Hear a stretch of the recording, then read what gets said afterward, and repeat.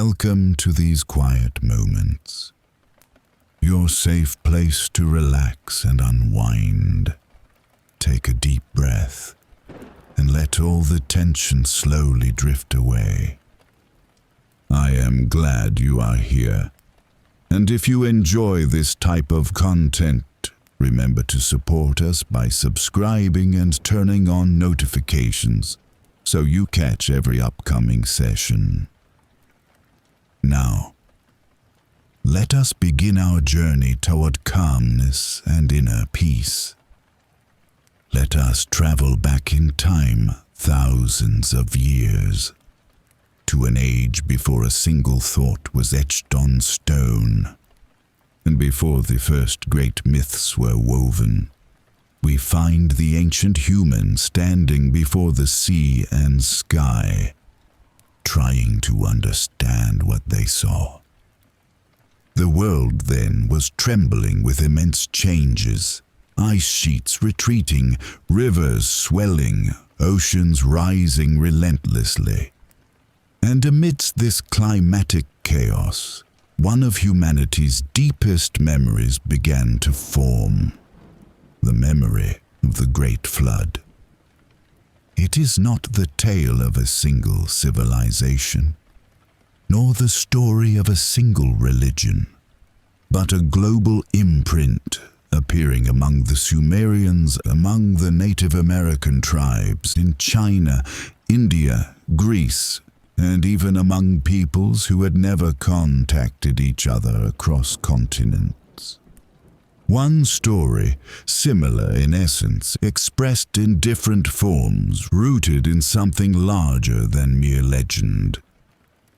Today, we will return together to those distant times, to quietly, slowly explore what ancient texts, modern geological studies, and climate evidence reveal about what really happened about 11,000 years ago, when the world changed gradually at first, and then violently, suddenly, as if the earth itself had raised its voice for a moment, and then settled again.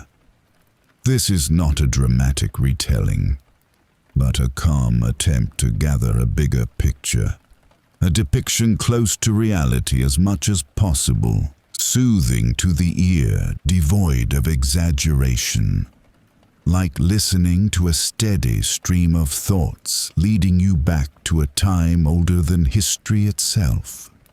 11,000 years ago, the earth was vastly different. More than a third of the land was covered by enormous ice sheets reaching kilometers high. These colossal white masses trapped millions of cubic kilometers of frozen water. As the earth slowly warmed due to natural changes in the tilt and rotation of the planet, the ice began to melt gradually. Yet the word gradually does not fully capture it. The transformations that started slowly soon accelerated, and sea levels rose meters in just a few decades. This rise was enough to swallow vast coastal areas, alter river courses, create new lakes, and turn entire valleys into bays. During this period, humans lived along coasts and near rivers where fish, fresh water, and abundant food were available. As the seas rose, their settlements began to vanish gradually. It was not a single flood, but a long series of successive inundations. At that moment, there was nothing legendary about it. Everything was part of the natural cycles of the planet. But what would happen next was entirely different. From around 12,900 to 11,600 years ago, the Earth experienced a period of climatic upheaval known as the Younger Dryas. During this time, temperatures suddenly plummeted after a warm phase, then soared at an unprecedented pace. These changes coincided with the collapse of massive ice-dammed lakes in North America. Some scientists believe that enormous glacial lakes, like Lake Agassiz, suddenly breached their natural dams, releasing an immense flood into the oceans. It was as if a colossal gate in a mountain of ice had opened, letting water trapped for thousands of years rush out in days. This was not merely a flood, it was a continental-scale deluge. Humans at that time lived in small communities based on hunting and gathering, relying on precise knowledge of rainy seasons, rivers, and fish migrations. When rivers suddenly change course, or seas rise tens of meters within a single generation, the only explanations available were those that fit human imagination: divine wrath, or cosmic curse, or a destined event from the heavens. And this is where myths began. Not because they were fantasies, but because they were humanity's attempt to comprehend an event beyond their power. The oldest flood narrative that has reached us comes from the Sumerian civilization in Mesopotamia. On their clay tablets, they wrote that the gods decided to remake humanity through a great flood. But one wise man, Ziusudra, received a warning, built a massive boat, and carried within it the seeds of life. In the later Babylonian version, he was called Utnapishtim, and the story contained details reminiscent of later religious traditions. A large ship saving life, unceasing rains, the drowning of the earth, and the ship resting upon a mountain. But the true brilliance is not in the story itself. It lies in the final scene. Utnapishtim releases a bird to seek dry land. The first returns with nothing, the second wanders aimlessly, and the third does not return, signaling that the land has appeared. This image, repeated across other cultures, reveals one thing: the collective memory preserved a real, precise, and impactful event. In the Indian myths, the flood appears in the story of Manu, the man who saved a small fish that pleaded with him to protect it. Over time, the fish grew into a colossal being, warning him, "The flood will engulf the world. Build a boat and hold on to my horn when the waves arrive." Though geographically distant, the story mirrors the Mesopotamian narratives. Researchers wonder, was this cultural influence or an independent story emerging from a single, real memory? Modern science leans toward the latter.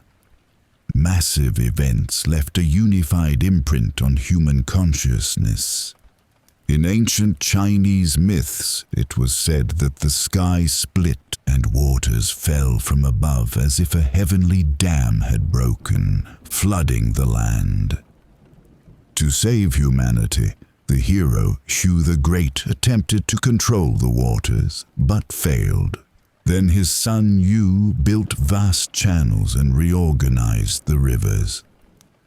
Historians believe this may reflect a genuine geological event, river systems collapsing due to post-glacial changes in that region. Once again, the narrative differs, but the scene remains the same: waters suddenly engulfing the land. In Greek mythology, Zeus decided to wipe out humanity with a great flood. Yet Deucalion and his wife Pyrrha survived in a wooden ark, which floated until it landed on Mount Parnassus. Interestingly, Greece is not typically prone to massive floods, yet sea levels rising after the ice melt were enough to redraw the Mediterranean coasts completely, submerging vast stretches of early coastal settlements. Hence, myths of sunken cities arose in Greece, on the Anatolian coast in Sardinia, Sicily, and Malta. Even dozens of Native American tribes, separated by thousands of miles, have nearly identical tales. Water comes suddenly, mountains disappear, people flee to boats or high ground, and the land eventually returns to life. Some researchers believe these narratives coincide with the collapse of massive glacial lakes in the northern continent. When we put the myths aside for a moment and look directly at the scientific evidence, three critical points emerge. A massive, rapid rise in sea levels between 11,700 and 8,000 years ago. The sea rose more than 60 meters.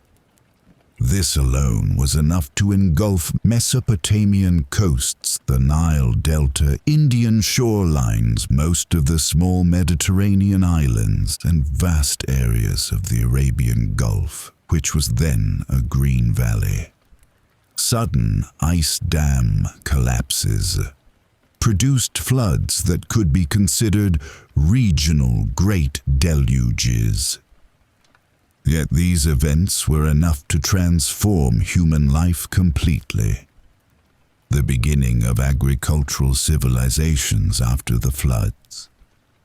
After this period, humans began abandoning hunting and roaming, suddenly settling and cultivating the land. It was as if the great shock pushed them toward stability. Science does not point to a single global flood that engulfed the entire Earth all at once, but rather repeated coastal floods, collapse of massive ice-dammed lakes, rapid sea level rise. Because ancient peoples lived along coasts, these events appeared as if the entire world was sinking. When the story passed from generation to generation, it acquired a mythical dimension. But behind every myth, there is a real memory. Why the flood story remained in collective memory? Because it was global, catastrophic, long-lasting. Humans do not forget when their land is erased, or their old homeland floods, or the sea they once lived by disappears. That memory is etched, retold to children and grandchildren, and transformed into sacred stories. Hence the similarity of myths across cultures, and why these stories seem to describe a single event, keeping the flood alive even today as a scar in humanity's memory. After a journey spanning tens of thousands of years, the flood story remains present, as if a human translation of a great chapter in Earth's history. The flood was not a single event, but a series of deep climatic shifts accompanying the end of the Ice Age. Yet, when we combine geological evidence, mythical narratives, and distant oral traditions, they intersect at one point. Humanity once witnessed a great transformation. Water rose, land vanished, and life began anew. It is not essential to know all the details precisely. The planet itself preserves its memory in its layers, rocks, and waters. As for us, We merely listen to its quiet voice, telling the story of what happened 11,000 years ago, in a time unwritten on stone but etched into the memory of existence. In this calm narrative, the Great Flood is not merely a story, but a chapter of Earth's history, told by nature itself. Whenever we look at the seas that rose, the mountains that survived, and the landscapes reshaped and still changing today, we understand the humans who lived those distant moments were not so different from us. They had fears, families, familiar places, and paths they knew well in forests and along rivers.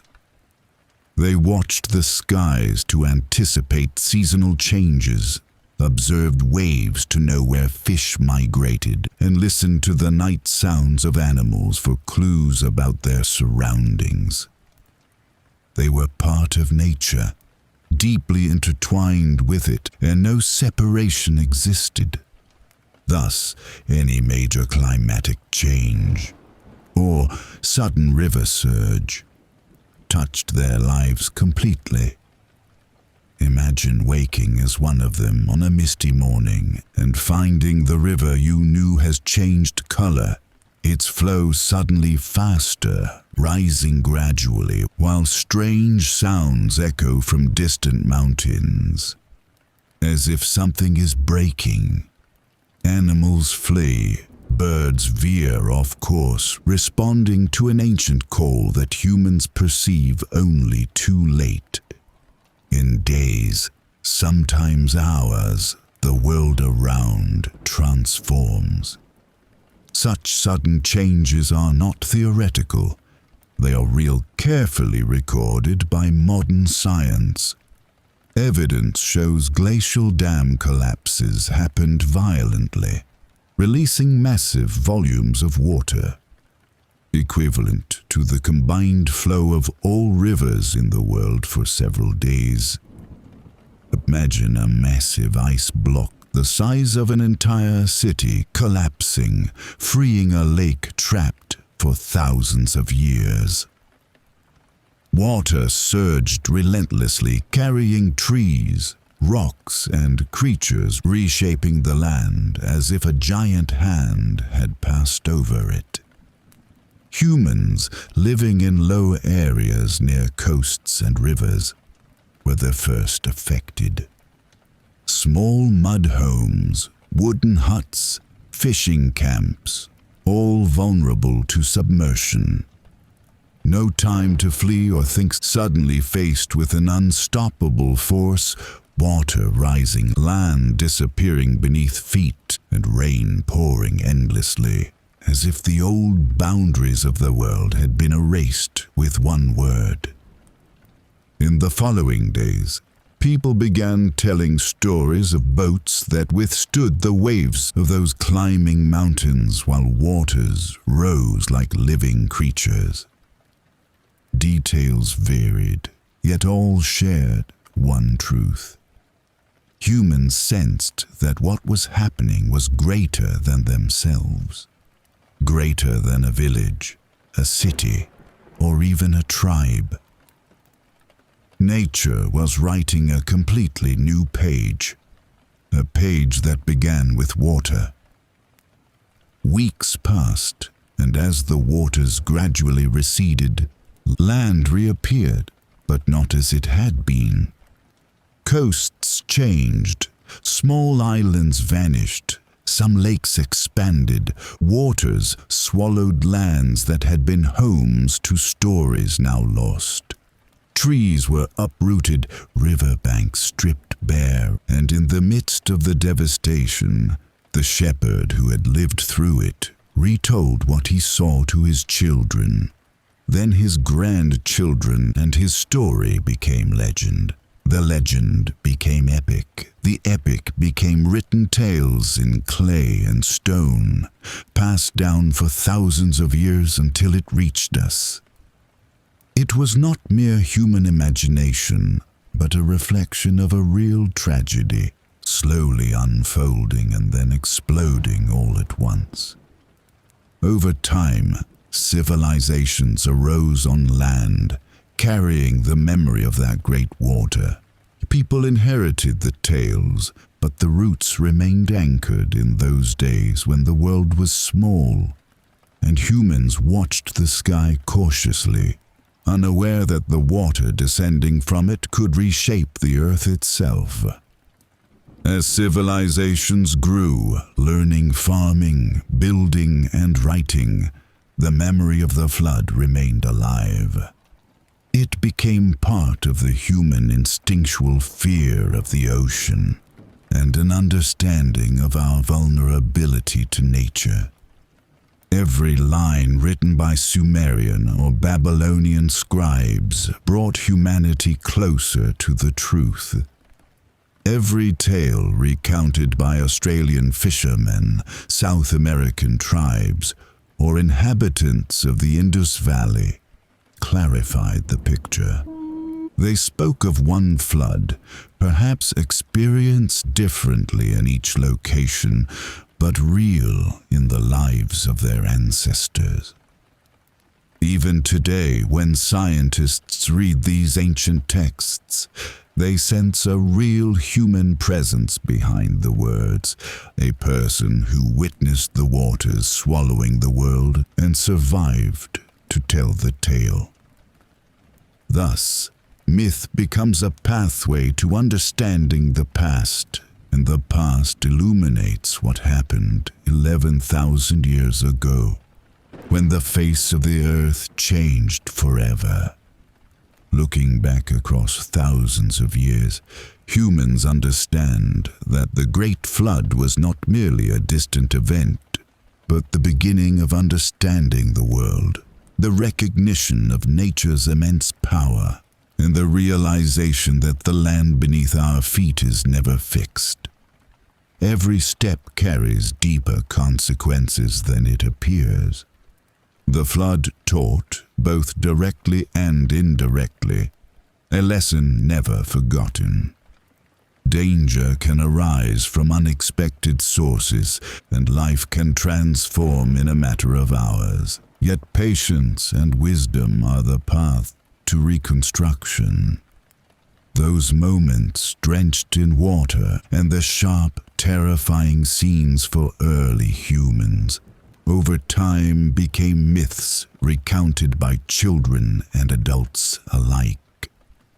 Humans observed the sky and earth with eyes of fear, then curiosity, then slow comprehension.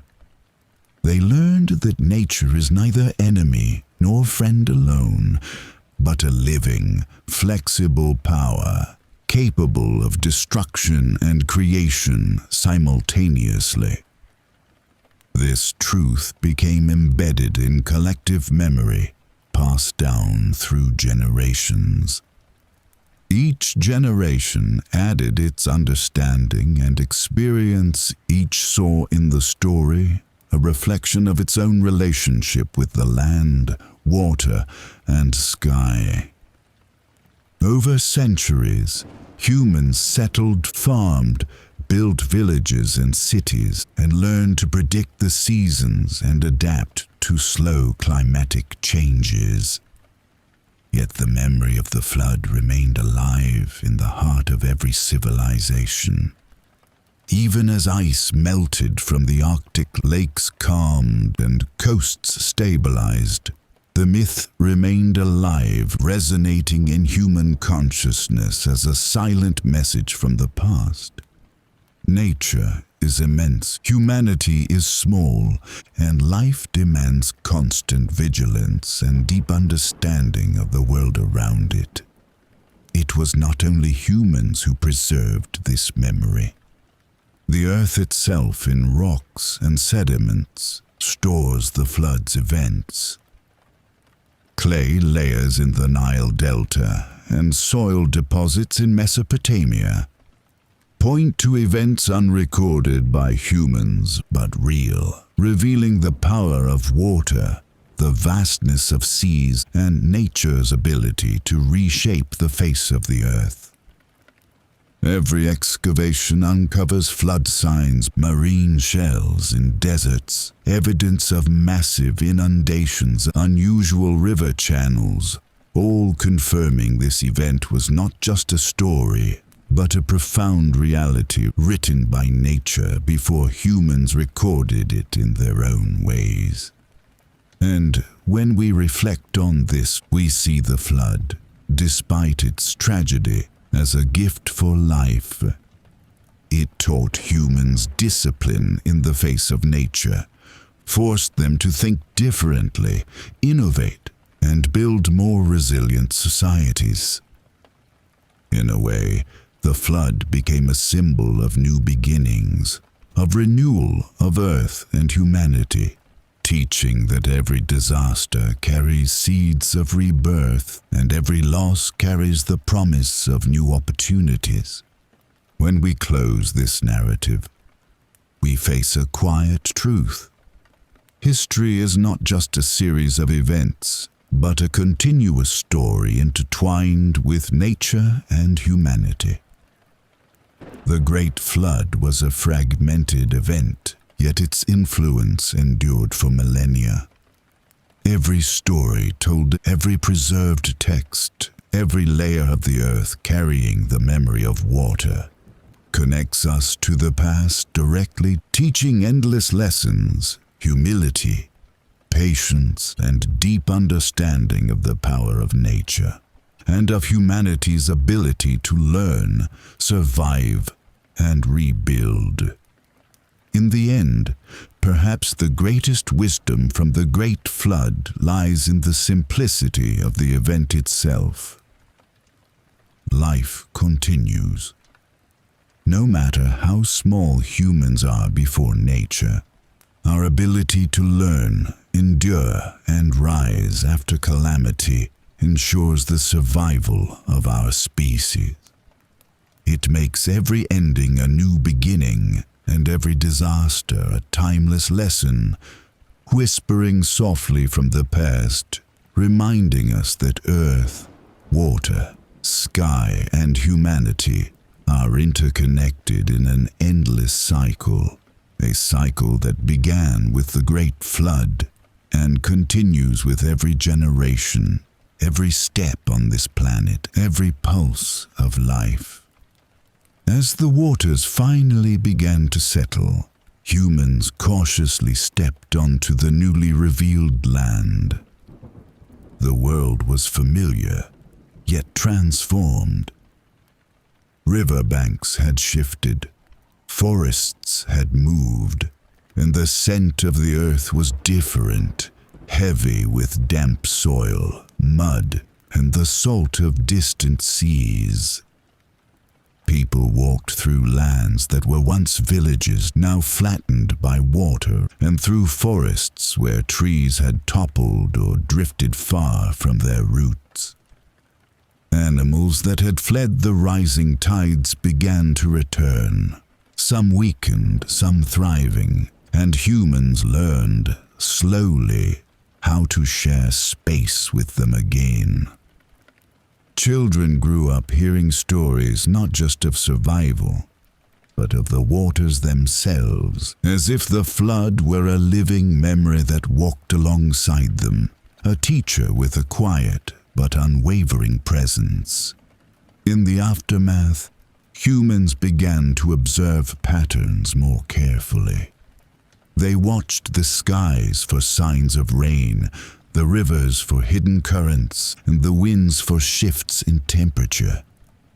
From these observations arose the earliest seeds of agriculture, as humans realized that survival required preparation and adaptation.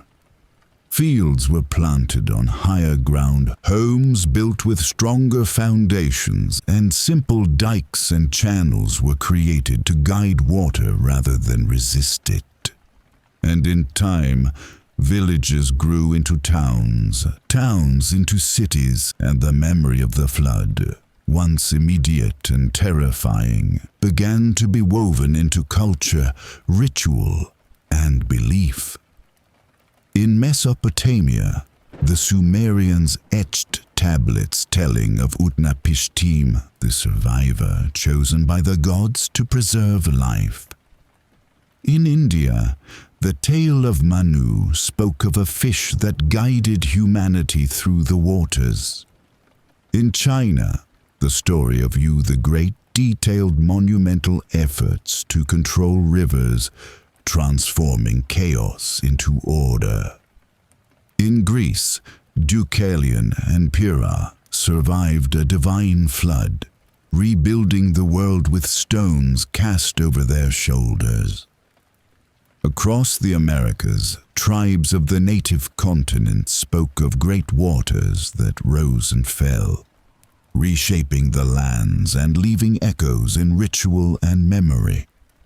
The tales varied in detail and form, but shared the same underlying truth. Humans had experienced a profound environmental upheaval, one that forced them to rethink their place in the world. Scientists today recognize these events as not singular, but interconnected. Ice sheets that had dominated North America, Europe, and Asia collapsed in stages, releasing vast quantities of fresh water into oceans and seas. Coastal plains were submerged, islands reshaped, and salt water infiltrated freshwater systems, forcing human communities to migrate or adapt. These were not local floods. They were global in impact, felt wherever humans had settled along rivers and coasts. In these events, the natural world demonstrated its power, but also its rhythm. After the waters receded, fertility returned to the soil. Rivers carved new courses, and forests regrew in patches where debris had been deposited. Humans discovered that the catastrophe was also opportunity. A chance to rebuild with foresight, to create systems of irrigation, to cultivate crops in fertile river valleys. Thus, from catastrophe arose the foundations of civilization. From the flood emerged the first evidence of organized agriculture. The earliest villages, the beginnings of trade, and the first collective efforts to understand and predict nature. It was not just survival that humans learned from the flood, but perspective that their lives were small, yet interconnected with forces far greater than themselves, and that wisdom lay in observing, adapting, and respecting those forces. Over millennia, these experiences were encoded into myths, rituals, and religious practices, each generation layering its own understanding onto the memory of the waters. The flood was no longer just an event. It became a symbol of renewal, of transformation, of the fragile balance between humanity and the natural world. Even today, archaeologists uncover evidence of these ancient waters. Marine fossils, far inland, sediment layers consistent with massive inundations, abandoned settlements now buried under silt. Each discovery confirms what myths have long suggested, that humanity's stories of floods are not mere fiction, but memories preserved over millennia, testimonies to survival, adaptation, and rebirth. And in every telling, there is a rhythm that resonates. Fear, struggle, endurance, hope, renewal. A pattern mirrored in the cycles of nature itself.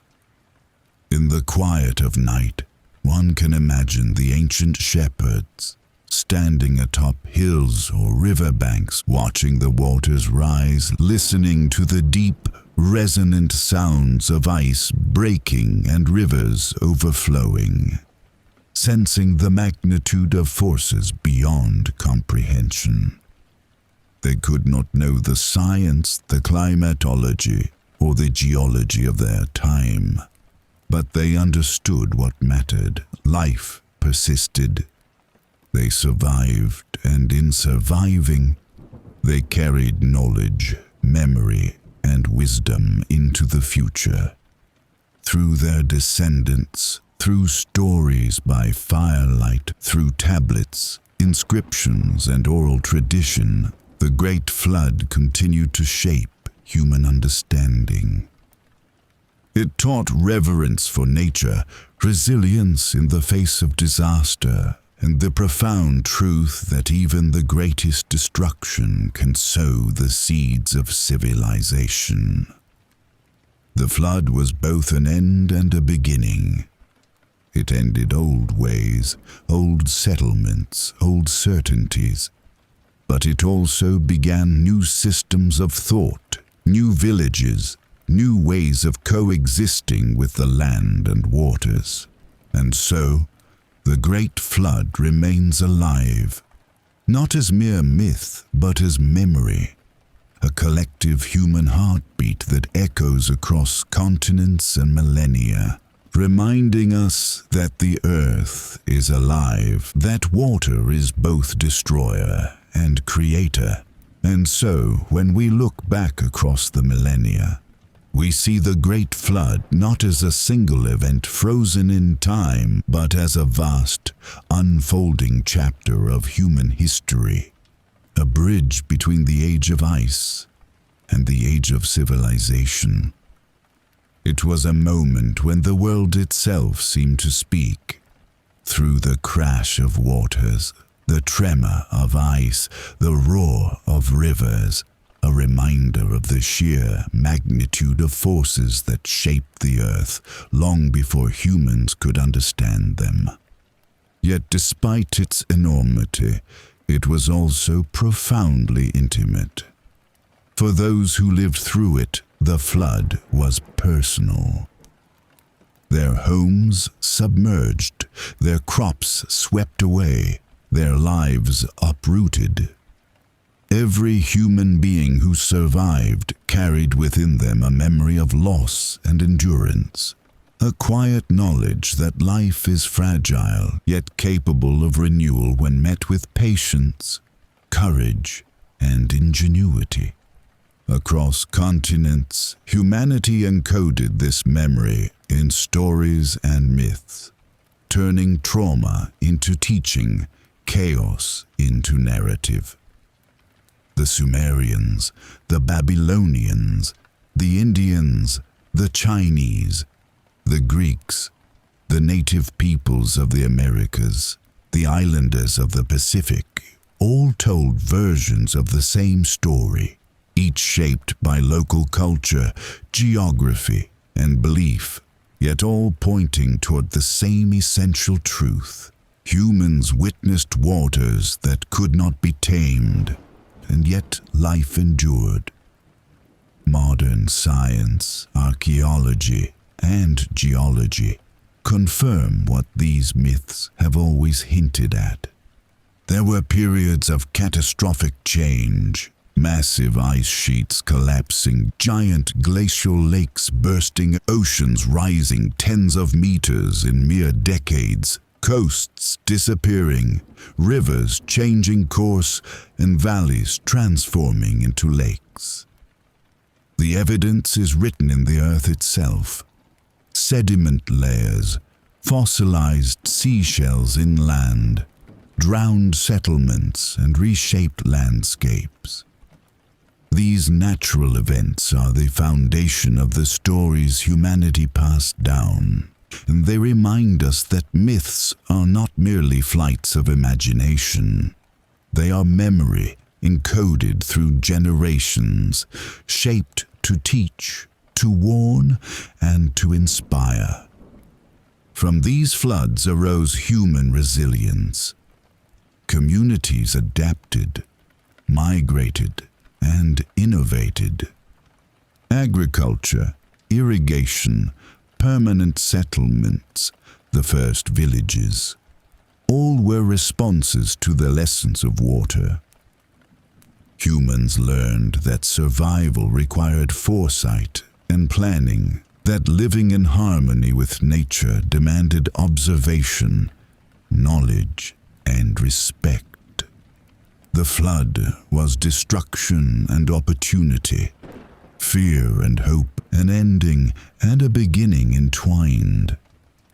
It became a symbol that transcended borders, languages, and cultures, the reminder that humanity is small, that nature is vast, and that understanding our place in the world is a task as old as time itself. Even today, when we study ancient tablets, oral traditions, and geological records, we can feel the echoes of that distant moment. We hear the voice of the shepherd watching the waters rise, the fisherman stranded on a hilltop, the family clinging to driftwood, all telling the same lesson. Life persists, and the earth continues to move, to change, and to create anew. The flood shaped civilizations, but it also shaped the human mind, its capacity for story, for imagination, for interpretation, for learning from nature, and for preparing for the future. In this way, the Great Flood is alive not only in the layers of sediment and the ruins of ancient settlements, but in every human effort to understand, to survive, and to thrive in the face of forces far greater than ourselves. It teaches humility, respect, and reverence for the natural world, while also celebrating the strength and ingenuity of human beings. The memory of the flood, stored in myth, legend, and science, reminds us that destruction is not absolute, and that every ending carries the seeds of a new beginning. From the chaos of water emerged structure, from the anxiety of survival emerged knowledge, and from the memory of catastrophe emerged civilization itself. The flood, in every telling and every record, is a testament to continuity, to life enduring, learning, adapting, and transforming. It shows us that humanity's story is inseparable from the earth, that our myths reflect reality, and that our survival depends on the wisdom we carry forward from the past. In this way, the Great Flood is not just history. It is a mirror reflecting both the vulnerability and the resilience of life, the fragility and the persistence of human societies, the power of nature and the capacity of humans to rise again. And when we close our eyes and imagine the ancient world, the shepherds, the hunters, the families clinging to hills and driftwood, the first villages taking root after the waters receded, we realize that every generation since has inherited their memory, their courage, their lessons, and their hope. The Great Flood, though distant in time, remains present in the currents of rivers, the tides of oceans, the soil beneath our feet, and in the stories we continue to tell. It is a chapter in the Earth's own story, as vital and enduring as the mountains and the seas themselves. It teaches that life is cyclical, that destruction and creation are inseparable, and that humanity's ability to endure is eternal. So, as we reflect on this, we find quiet reassurance. The flood was not the end, but a transformation, a profound awakening to the fragility and resilience of life. A lesson that has echoed across 11,000 years and will continue to echo for generations to come. The waters may rise, civilizations may fall, myths may evolve, but humanity persists. And in that persistence, we find the deepest truth of the flood. Life always finds a way.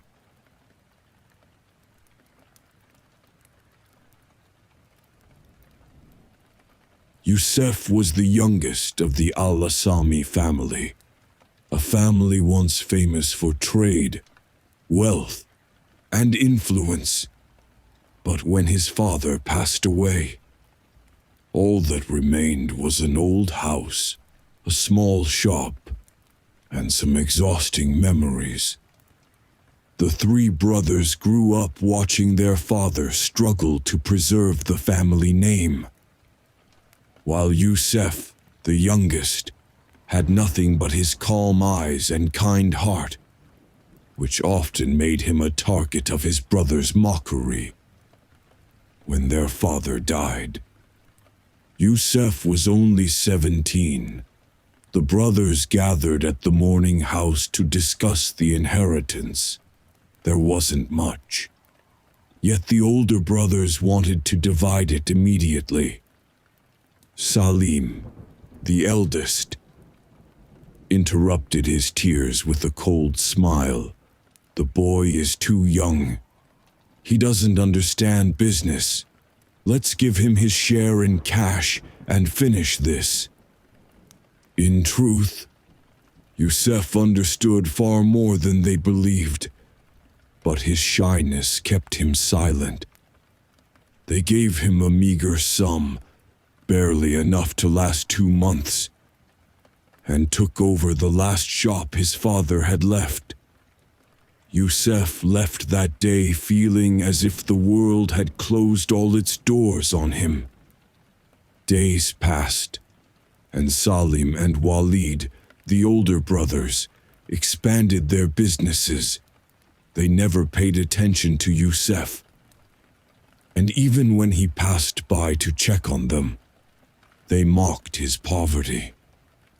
Salim would say every time he saw him, "If your father had saved your share instead of spending it on you, we might not have had to inherit it from the sale."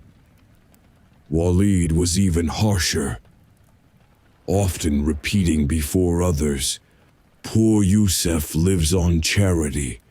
Even his mind is as empty as his pocket." Yusef smiled despite the pain and replied quietly, "May God provide for everyone." What the brothers didn't know was that this poor boy carried within him a power unlike any other, a silent determination, like embers beneath ashes. Yusef searched long for work and faced constant rejection.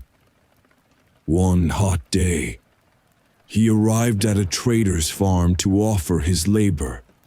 The trader asked, "Do you know farm work?" Yusef replied, "No, but I learned quickly." The man smiled and gave him a chance. Thus, Yusef began carrying hay, cleaning stables, and watering crops from dawn until night. Returning to a small rented room on the outskirts of town, he never complained. Each day felt like a small step toward a better life. A year later, a wealthy-looking man came to the farm and watched Yusef at work. He approached and asked, "Why do you work so diligently at your age?" Yusef answered without hesitation, "So I won't need anyone."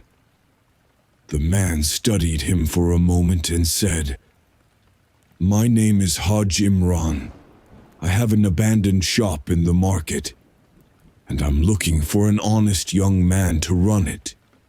Do you want it?" Yusef could hardly believe his ears, but composed himself and said, "I would be honored. Sir, The man handed him the key.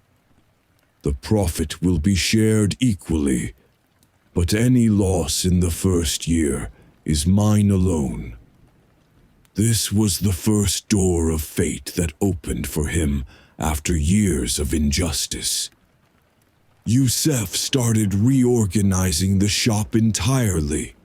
He worked day and night, gathered goods himself, and learned sales skills by observing veteran traders.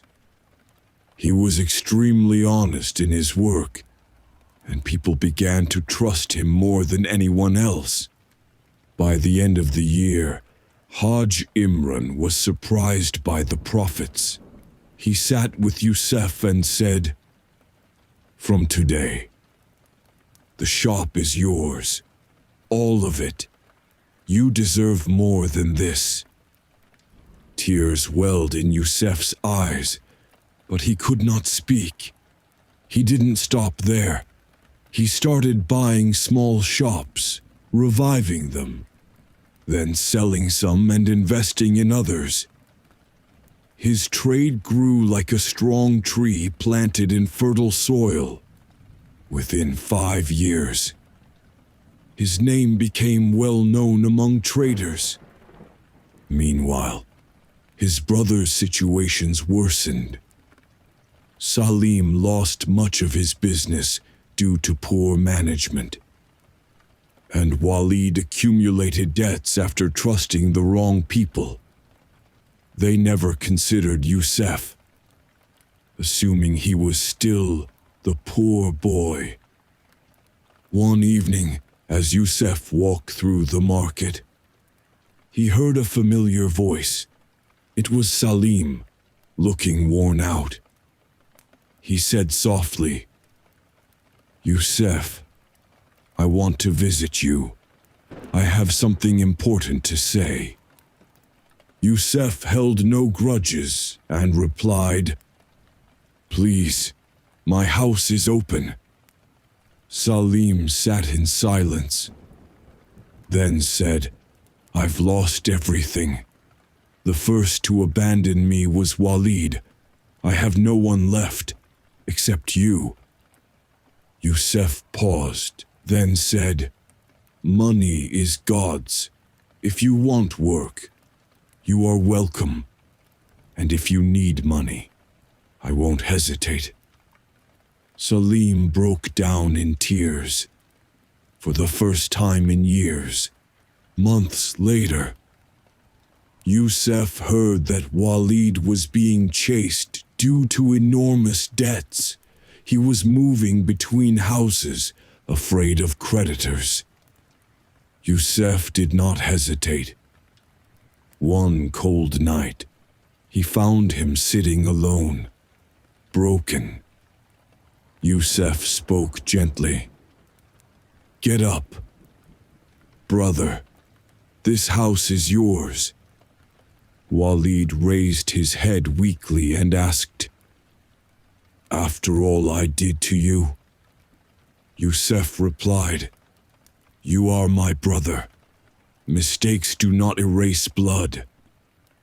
Youssef paid off all of Walid's debts and offered him a job in one of his companies. He also made Salim a partner in a successful business, restoring the family's dignity.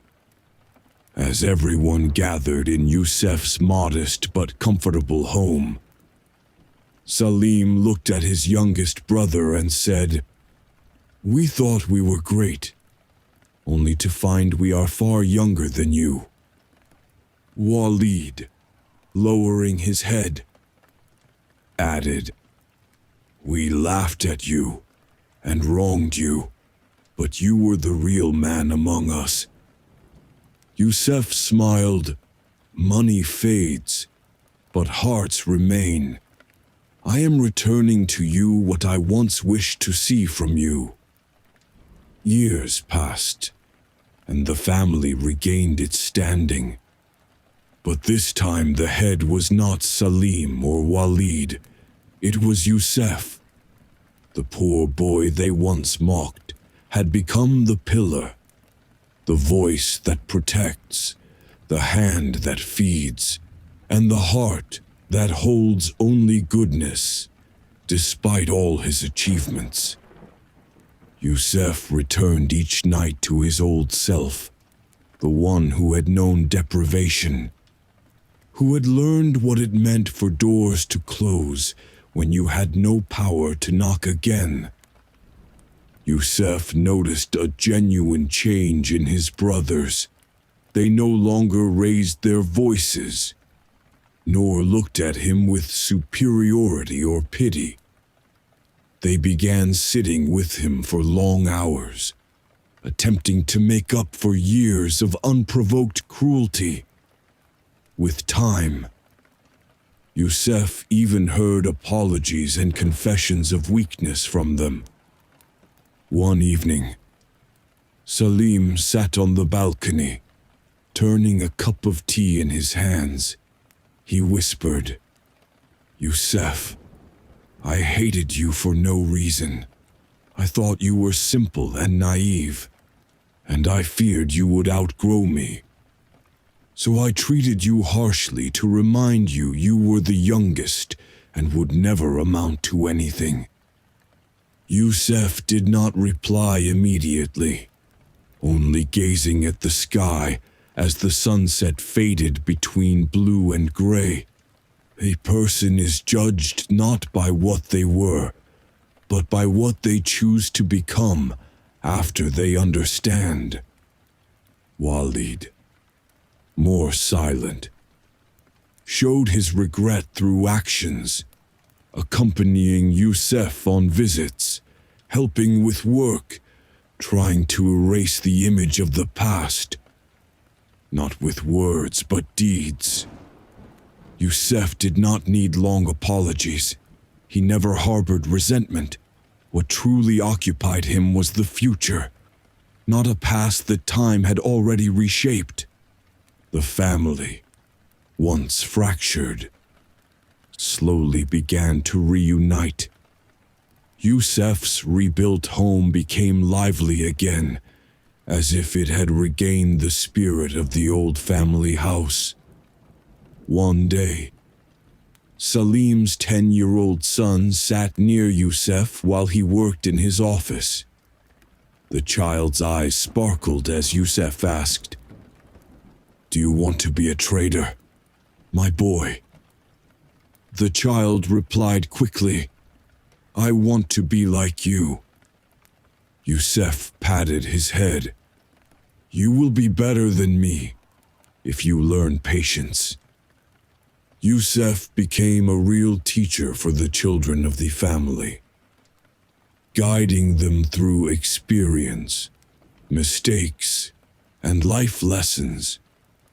He never withheld knowledge, nor feared they might surpass him. He believed that goodness, when it comes from the heart, always returns to the heart. But peace did not mean the story ended. Life, as Yusef knew, never follows a straight line. There is always a new test, a door that opens, and another that closes. One morning, he received a call from Haj Imran, the man who had given him his first chance. His voice was weak, tired, as if the years had weighed heavily on him. "Yusef, I need you." Yusef left immediately. He found him in his old courtyard, sitting with trembling hands over a wooden rosary. Yusef sat beside him, noticing a strange mix of exhaustion and sadness in the man's eyes. After a long pause, Haj Imran said, "My daughter, Lena, is all I have left. I entrusted her to you, not just with her wealth, but with her life. You are a trust, Yusef. In all my life, I never saw a young man worthy of being relied upon like you." Yusef felt the weight of the words but showed no hesitation. He placed his hand over the old man's and said, "I am your son, before I am anything else." Imran smiled with relief, and his shoulders relaxed, as if a long-held burden had been lifted. Yusef didn't know that this trust would start a completely new chapter in his life, one that would test his loyalty, his heart, and perhaps even his emotions. A few days passed, and Yusef felt that something inside him had changed. He sensed that the man had left him with a responsibility heavier than any business or money, a life to protect, a new path he could not yet see clearly. One afternoon, the nurse caring for Imran called to inform him that the old man's health had suddenly deteriorated. Yusef rushed to the house and found him lying on a white bed, staring at the ceiling with half-closed eyes. Yusef whispered, "I am here."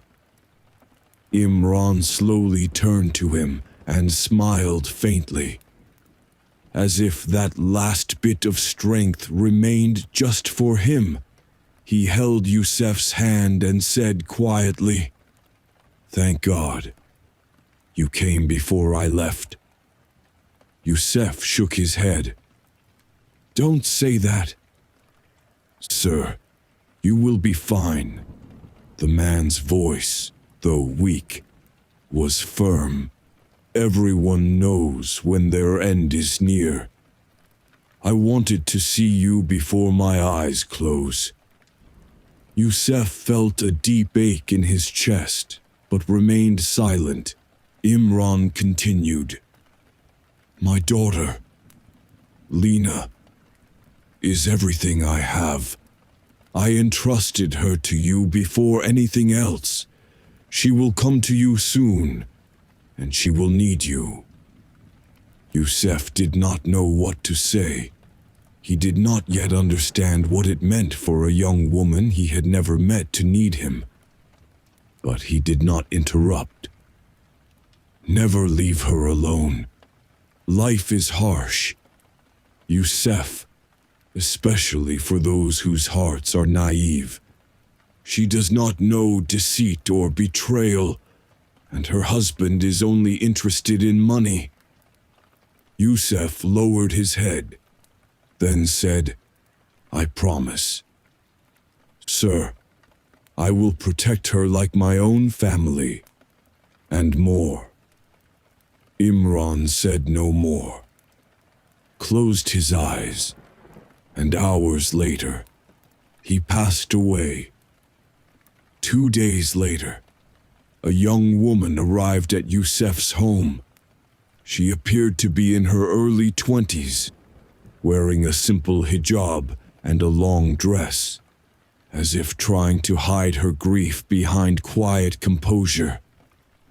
She spoke shyly, "I am Lena, Hajj Imran's daughter." Yusef, still unsure what to say, invited her in. She paused for a moment and said, "My father, he said you would take care of me. I didn't fully understand, but I came to hear from you." Yusef spoke gently. "May God have mercy on him. He wanted to make sure you are safe, and that is what I will try to do." Lena looked at him for several seconds, searching for the sense of security her father had described. Then she said quietly, "My husband, he is difficult. He never listens and has caused me much suffering. After my father's death, he wanted to sell the house and the farm." Yusef asked calmly, "Why does he want to sell them?" She replied with quiet pain, He has debts, and he wants to solve his problems using my inheritance. Yusef remained silent for a few moments, then asked, "The document your father left, is it with me? He instructed me to manage your property in your name and gave me the right to intervene if your interests are threatened." Her features softened slightly, as if finally taking a breath after being underwater for years. In the following days, Yusef began managing the farm and the house. He soon realized that Lena's husband deliberately neglected her affairs and pressured her to sell her property. Yusef was not confrontational by nature, but after 2 weeks, he had to sit down with the husband. The man sat arrogantly, blowing smoke from his cigar as if he owned the world. He said mockingly, "I understand Hajj Imran entrusted you, but now matters are in my hands, my wife, my property. I decide." Yusef responded calmly, "Lena has independent rights, and no one may act on her property without her consent." The man laughed with derision. "Her consent? She doesn't know anything about money." "Young man." Yusef raised his eyes and replied slowly and deliberately, "If you think her weakness gives you power, you do not know what real strength is." The man paused, visibly provoked by Yusef's calm more than by any shouting. Then rose angrily. "We will see who prevails in the end." He left, slamming the door, revealing the malice in his heart. Afterward, Lena stood for a moment, as if unable to breathe, then collapsed in tears. Yusef approached but did not touch her. He understood that any extra closeness could start a path from which there was no return. He said quietly, "Nothing will happen to you as long as you are alive." She looked at him with tearful eyes, silently surrendering her trust. At that moment, she entrusted her heart to him without saying a word. Over the following weeks, Yusef became close to Lena, not out of obligation, but necessity. Her gentle nature made her crumble quickly under her husband's pressure. So she turned to Yusef whenever she felt afraid or overwhelmed. He listened patiently, calmed her, explained her rights, and taught her to face challenges without harm. The once quiet house now echoed with the sounds of her cries, attempts to stand, and fragile strength. Yusef found himself spending longer periods with her, more than he expected. It was not love yet. It was something deeper, harder. He saw in her the innocence he had lost and recognized himself, once weak, needing someone by his side. One day, as Lena sat in the garden, playing with dry grass, she asked suddenly, "Do you think God will compensate me?" Yusef replied softly, "God never forsakes a kind heart, even if humans do." She looked at him, her voice trembling with pain. "And you? Will you ever leave me?" Yusef froze for a moment. He knew any answer he gave would remain in her heart forever. Before he could reply, a loud, furious voice came from behind them, her husband. He stormed in, shouting, "Is this where you are? Sitting with him while I roam the city, trying to solve my problems?" Lena trembled. Yusef remained calm, trying to manage the situation before it escalated. The man lunged at him aggressively, as if to strike. Yusef grabbed his shoulder firmly and said with unprecedented severity, "If you raise your hand to her or me again, I swear you will lose more than money." The man froze, not expecting such strength, then withdrew, muttering threats. "I will never forget this, neither you nor her." He left. Lena collapsed in tears. Yusef approached, but did not touch her, and said quietly, "Nothing will harm you as long as I am here." She looked at him, tearful yet trusting, giving her heart completely without words. Over time, Lena regained her stability, strength, and confidence.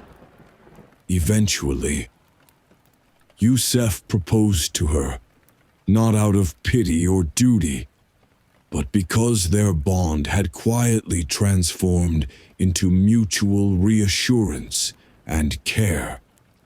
When a relative asked why he chose her, Yusef simply said, "She is the person who placed my heart back in my hands." Everyone realized their love was not sudden. It grew from mercy, protection, and shared days of hardship. Their life together was simple, but full of gratitude, security, contentment, and the peace Yusef had never known in any previous relationship. One day, Yusef returned to his father's old house, the place that had witnessed his brother's mockery, his shyness, his poverty, and his unseen tears. He stood at the old wooden door, feeling neither anger nor resentment. Instead, he felt a strange gratitude for all those harsh days. If they had not been hard, he would not have reached this point. If he had not been weak, he would not have grown strong. If he had not been humiliated, he would not have learned his worth. He returned home smiling, for the first time in many years. He realized that stories are not always fair, but sometimes they end in ways that make the heart understand why it endured everything. On a quiet evening, Yusef sat beside Lena in their new garden. She rested her head on his shoulder, and he looked at the horizon. She asked softly, "Do you think we've arrived?" Yusef smiled and replied, "No one ever really arrives. But what matters is, we are on the right path." She laughed lightly and leaned closer. Together, they completed the picture Yusef had never imagined when he once only dreamed of a warm meal and a safe home.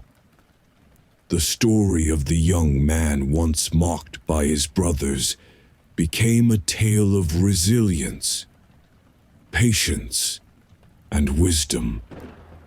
Yusef's victory was not one of wealth or revenge, but of the heart, of steadfastness, and of choosing the right path. Lena did not fill a void in him. She added meaning and helped reorder the chaos of life with a gentle strength unlike any other. Life, as always, remained. It does not give easily, nor deprive without reason, but it always tests to reveal what we cannot see in ourselves. And so, Yusef and Lena's story found its quiet completion, not because it ended, but because their hearts had found the understanding and peace that words alone cannot capture. Days passed, and Yusef found himself sitting beside Lena in the garden of their new home. As the sky melted into the colors of the sunset, she felt a deep sense of reassurance just by being near him. While Yusef reflected on everything he had endured, from his childhood to this very moment, all the hardships, the injustices, and the lessons life had taught him. He remembered the days when he was a poor young man, sleeping on a worn wooden bed, placing his only piece of cloth under his head as a pillow. The times when he had no food except through patience and faith that tomorrow would be better. He recalled his brother's mockery, the deprivation that shaped his heart. And yet, it was this very hardship that forged his strength. Yusef looked at Lena and realized that his journey had never been only about wealth or business. It had been about humanity, about the ability to give without expecting anything in return, about patience in the face of cruelty, and about the belief that goodness always returns. No matter how long the wait or how severe the injustice. He smiled and spoke softly. We have been through so much, and sometimes we think the pain will never end. But every moment of patience, every step through the difficult path, was preparing us for the life we live now. Lena gazed at him, her eyes full of gratitude and love, and said, Sometimes I feel I never truly knew what safety and peace were until I found them with you. Yusef smiled, feeling a warmth in his chest he had never known before. It was not the warmth of wealth or power, but something deeper, the trust, loyalty, and calm that only pure hearts can give. He looked around at the house he had built from scratch, at the trees he had planted, at the children who would grow up in this place, and at his brothers who had come to understand his worth. Yusef realized that what he had achieved was not just a personal victory, but a triumph of mercy, wisdom, and values that never change.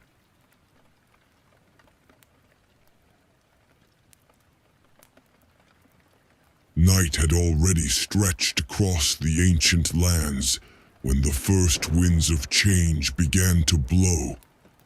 The jungle, usually calm in its vastness, seemed strangely alert, as if it sensed what the people of the Maya had not yet understood.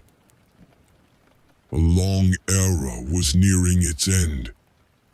In the great city of Tikal, the sky was filled with smoke rising from torches, and the sound of drums echoed between the stone pyramids. But despite the glow of fire and the murmuring chants, something in the air felt heavy, something unspoken, but deeply felt. Mikotl, the wise observer of the stars, stood on the steps of the high temple, looking down at the city. He had lived his whole life reading signs. Clouds, winds, bird flight, and the movement of the heavens. And for the first time in years, every sign he read pointed to one truth. The order of things is breaking. Behind him, Nalam, a young woman who had been helping in the temples, approached quietly. She had noticed his silence. "Why do you look at the sky with such worry?" she asked. He lowered his gaze slightly and replied, "Because the sky speaks, and tonight it is speaking loudly." She tried to smile. "The people rejoice. A new harvest festival begins tomorrow." He shook his head. "A festival cannot change what the earth refuses to give." For months, the rains had retreated from the region. The rivers had shrunk, the crops had weakened, and the once endless greenery of the Maya heartlands began to fade. The priests argued among themselves, each insisting on his own rituals, while leaders in nearby cities clashed over resources. The empire, which once thrived in balance, now trembled. Days later, the first caravans left Tikal. Small families escaping hunger, hoping for greener lands to the west. Mikotl watched them silently. He had not seen such movement since he was a child, when people fled the drought of the old ages. Nalam stood beside him. "Do you think they'll find safety?" He sighed. "There can be no safety when people run from the truth." "What truth?" "That our land is tired, and we have taken too much from it." A wind passed between them, carrying dust from the dry fields. It was as if the whole city breathed heavily, strained by a burden it could no longer carry. As weeks passed, the situation worsened. The once full reservoirs turned shallow. The marketplace, usually vibrant with trade, became thin and quiet. Artisans began to leave, priests argued publicly, and rumors spread that other Maya cities had already fallen into chaos. One night, as the moon cast a pale light over the pyramids, Mikotl gathered a group of villagers and told them, "We must leave before the land leaves us." People hesitated, fearful of abandoning their home. But Nalam stepped forward, her voice steady. "If a city stands on dying soil, staying will only make us die with it." Slowly, families agreed to join. And so the first group of organized migrants left Tikal under the faint glow of dawn, beginning a journey none of them fully understood. Among them, Mikotl, Nalam, elders, children, warriors without battles, farmers without crops, the scattered pieces of a collapsing civilization. They walked into the shadow of the forest, not knowing that the path ahead would reveal not only the fall of the Maya, but the deepest truths behind it. As the caravan moved deeper into the jungle, the landscape began to change. The trees were fewer, their leaves brittle and yellowed. Where once birds had sung endlessly, now there was silence, broken only by the crunch of dry twigs beneath weary feet. Families walked in a slow, endless line. Some carried what little food they had. Others held children tightly, afraid the forest might swallow them. Mikotel walked beside Nalom, watching every face with quiet concern. The fear in their eyes mirrored the fear he had felt in the city. One evening, the caravan stopped near a dried riverbed. Men and women dug small trenches to capture what little water remained, while children sat in the dust, too tired to speak. An elder approached Mikotel. His eyes, hollowed by hunger and exhaustion, met his. "Did you foresee this, wise one? The river's gone, the land's empty." Mikotel shook his head slowly. "I foresaw change, but not its full measure. We did not listen to the land, and now it teaches us harshly." Days turned into weeks. The heat pressed relentlessly, and the earth seemed to reject every attempt to plant. Families began leaving smaller groups behind, sending scouts to find fertile ground. Arguments broke out among neighbors who had traveled together for months, often over water, sometimes over small rations of food. In the distance, remnants of old Maya cities could be seen. Pillars and temples emerged through the trees, half swallowed by vines and roots. Mikotel stopped for a moment and gazed at them. "They once ruled these lands," he whispered. Nalom placed her hand on his arm. "Now, only their memory remains." Yet even as the past haunted them, there was hope. After weeks of endless walking, the caravan reached a hill overlooking a wide, green plain. Unlike the dry, exhausted lands behind them, this area seemed alive. Grass stretched far into the horizon, and a thin mist rose from the soil, promising water beneath. The people gathered at the top, looking out over the new land. Some wept, others laughed quietly. Children ran through the grass, their laughter echoing like a fragile promise of life. Mikotel remained silent, watching. He knew the past could not be reclaimed. Tikal, Kalakmul, Kopan, all had fallen. Yet he also knew that this new place offered a chance. Not to rebuild what was lost, but to begin again with wisdom learned from disaster.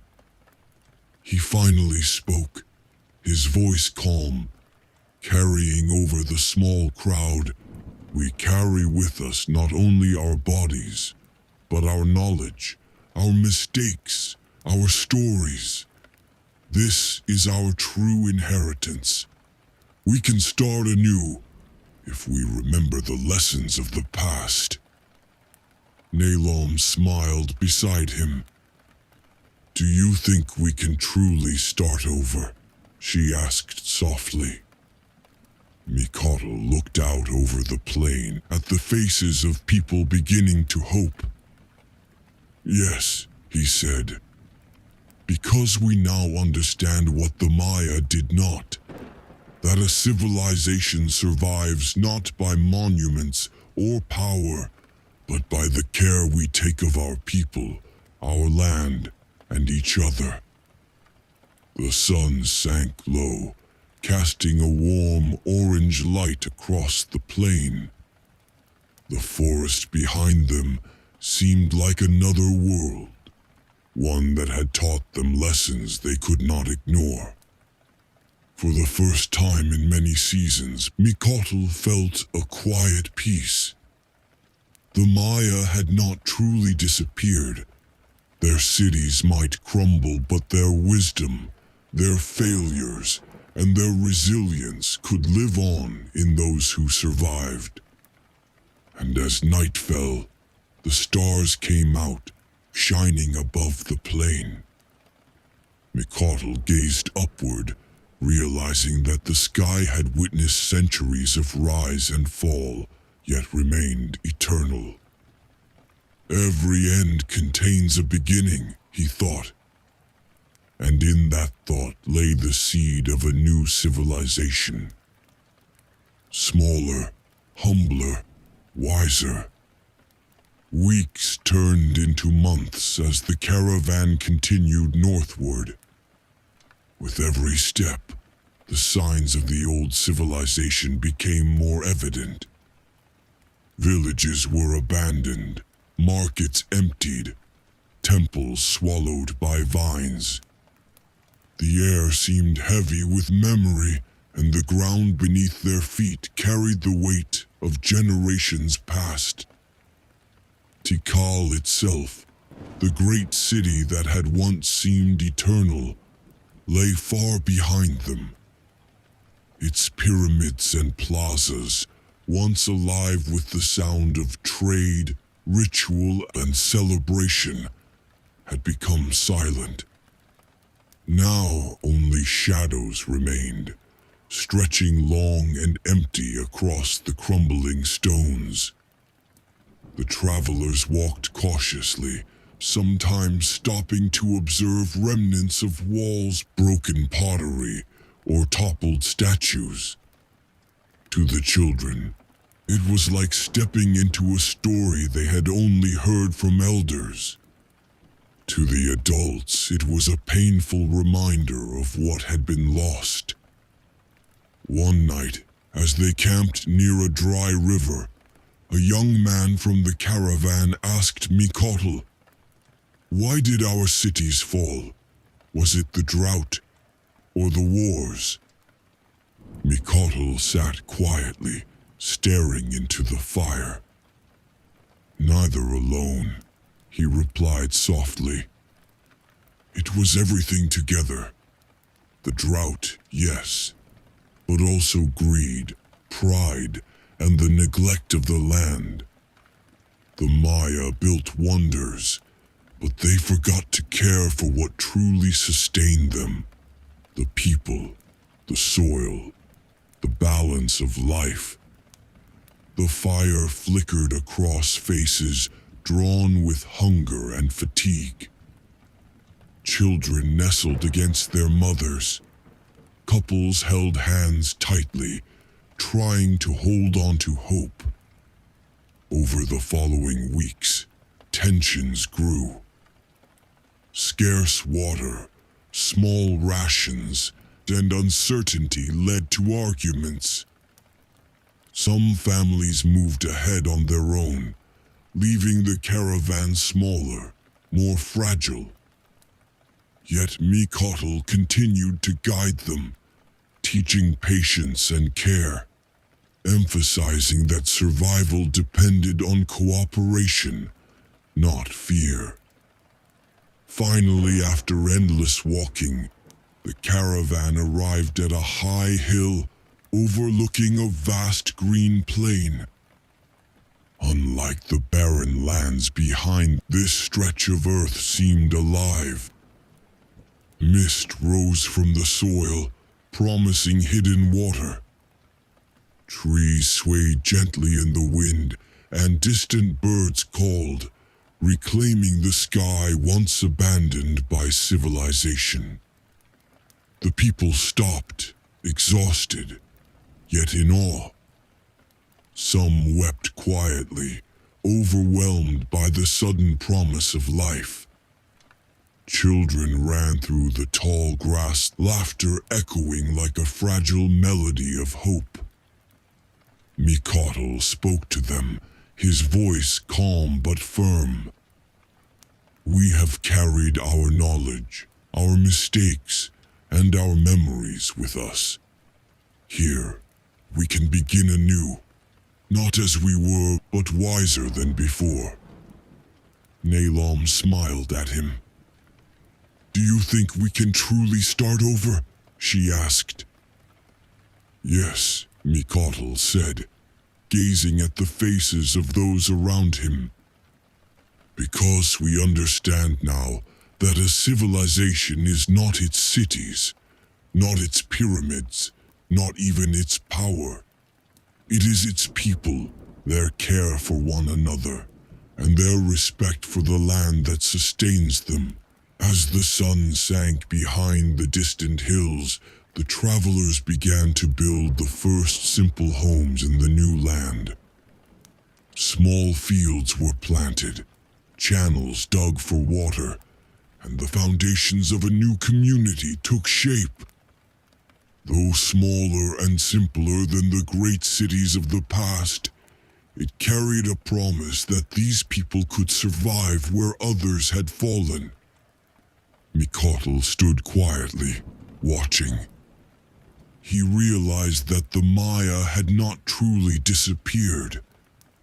Their legacy, their knowledge, their failures, their resilience would live on in the survivors who now carried the lessons of the past forward. And as night fell, the stars appeared above the plain, eternal witnesses to the rise and fall of civilizations. Mikotl looked up, understanding finally that endings are never truly final. Every collapse carries within it the seed of a new beginning. The caravan slowly settled into the new land, a humble plain surrounded by gentle hills. There were no towering pyramids, no grand plazas, no bustling marketplaces. Yet for the first time in many seasons, the people felt hope. The children played in the fields, their laughter filling the air. Women tended small gardens, and men dug channels to guide water. There was work to be done, but also a sense of peace, something they had not known for years. Mikotl walked among them quietly, observing.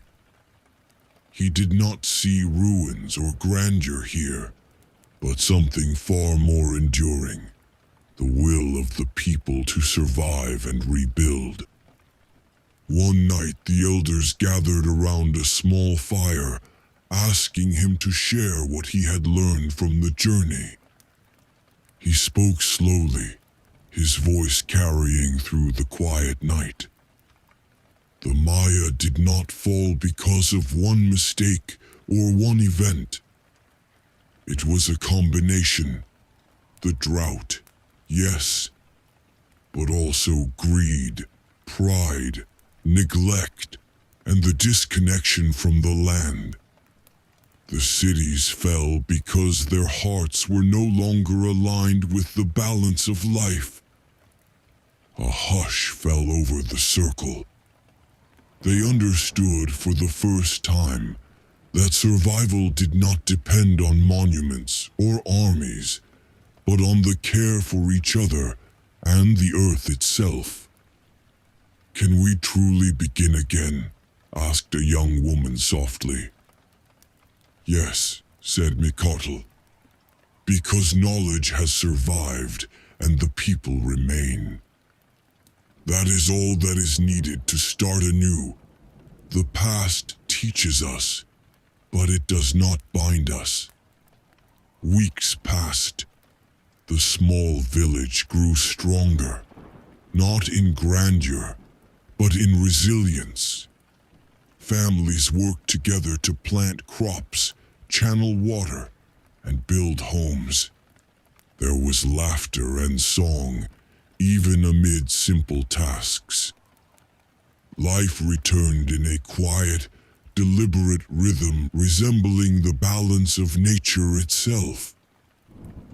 Mikotl often walked to the edge of the forest, gazing back toward the lands of the old cities, Tikal, Kalakmul, Kopan, now overgrown, silent, reclaimed by nature. Yet he did not see failure. He saw memory and lesson. Each fallen city was a teacher, each ruin a reminder of what happens when balance is lost. One evening, under a sky bright with stars, Mikotl whispered to himself, "The Maya did not disappear. Their cities have crumbled, but their knowledge, their resilience, and their spirit endure in us. Every end contains a beginning, if we remember the lessons of the past." He looked at the village below, at people laughing and working side by side, and a quiet peace filled his heart. The great civilizations had fallen, yet from their collapse, a new chapter had begun, a chapter written not in stone and grandeur, but in wisdom, humility, and the bonds of community. And so the story of the Maya came to a close, not with destruction alone, but with the birth of understanding. The ruins of the old world whispered their lessons, and the survivors carried them forward, building a life more balanced, more aware, more human. Mikotl smiled at the stars and thought, "Civilizations rise and fall, yet humanity remains. The Maya collapsed, but we live, and with understanding, we can begin again." As dawn broke over the new settlement, the soft morning mist embraced the land, and the quiet hum of life began anew. The people moved with purpose, planting, building, and caring for one another. Yet their actions were small, deliberate, and patient. There were no grand pyramids, no ornate plazas, no echoes of imperial power. And yet, in their simplicity, there was strength. For the first time, Mikotl understood that civilization was never measured by its monuments or conquests, but by the care given to the people, the land, and the bonds between them. The ruins of Tikal, Kalakmul, Kopan, and the countless other cities lay far behind, silent witnesses to lessons learned too late by those who built them. Their grandeur could not save them. Their knowledge could not protect them from imbalance and neglect. But now, here in this modest plain, humanity's enduring spirit shone brighter than any stone pyramid ever could. The survivors carried with them wisdom gleaned from failure, humility born of hardship, and the promise of a life rebuilt in harmony with the earth. Mikotl gazed at the stars, endless and unchanged above. He whispered to himself, "The Maya did not vanish. They transformed. Their legacy lives in us. Every end carries within it the seed of a beginning." And so the story closes, not on the ruins of fallen cities, but on the birth of understanding. Civilizations may crumble, yet humanity endures. Knowledge, lessons, and resilience pass from generation to generation, and from each collapse, a new chapter can arise. The Maya story is not one of mere destruction. It is a reminder that respect for nature, humility in leadership, and care for one another are what truly sustain a society. That collapse is not final if we remember and learn, and that every ending, no matter how devastating, can give birth to a wiser, gentler, and more enduring civilization. And with this, the echoes of the ancient cities fade into memory, leaving behind not despair, but hope, guidance, and the quiet promise of life renewed. Night had already stretched across the ancient lands when the first winds of change began to blow. The jungle, usually calm in its vastness, seemed strangely alert, as if it sensed what the people of the Maya had not yet understood. A long era was nearing its end. In the great city of Tikal, the sky was filled with smoke rising from torches, and the sound of drums echoed between the stone pyramids. But despite the glow of fire and the murmuring chants, something in the air felt heavy, something unspoken, but deeply felt. Mikotl, the wise observer of the stars, stood on the steps of the high temple, looking down at the city. He had lived his whole life reading signs, clouds, winds, bird flight, and the movement of the heavens. And for the first time in years, every sign he read pointed to one truth. The order of things is breaking. Behind him, Nalom, a young woman who had been helping in the temples, approached quietly. She had noticed his silence. "Why do you look at the sky with such worry?" she asked.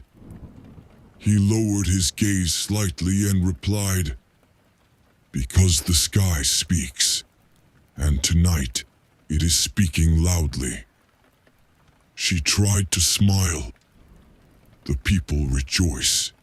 A new harvest festival begins tomorrow." He shook his head. "A festival cannot change what the earth refuses to give." For months, the rains had retreated from the region. The rivers had shrunk, the crops had weakened, and the once endless greenery of the Maya heartlands began to fade. The priests argued among themselves, each insisting on his own rituals, while leaders in nearby cities clashed over resources. The empire, which once thrived in balance, now trembled. Weeks turned into months as the caravan continued northward. With every step, the signs of the old civilization became more evident. Villages were abandoned, markets emptied, temples swallowed by vines.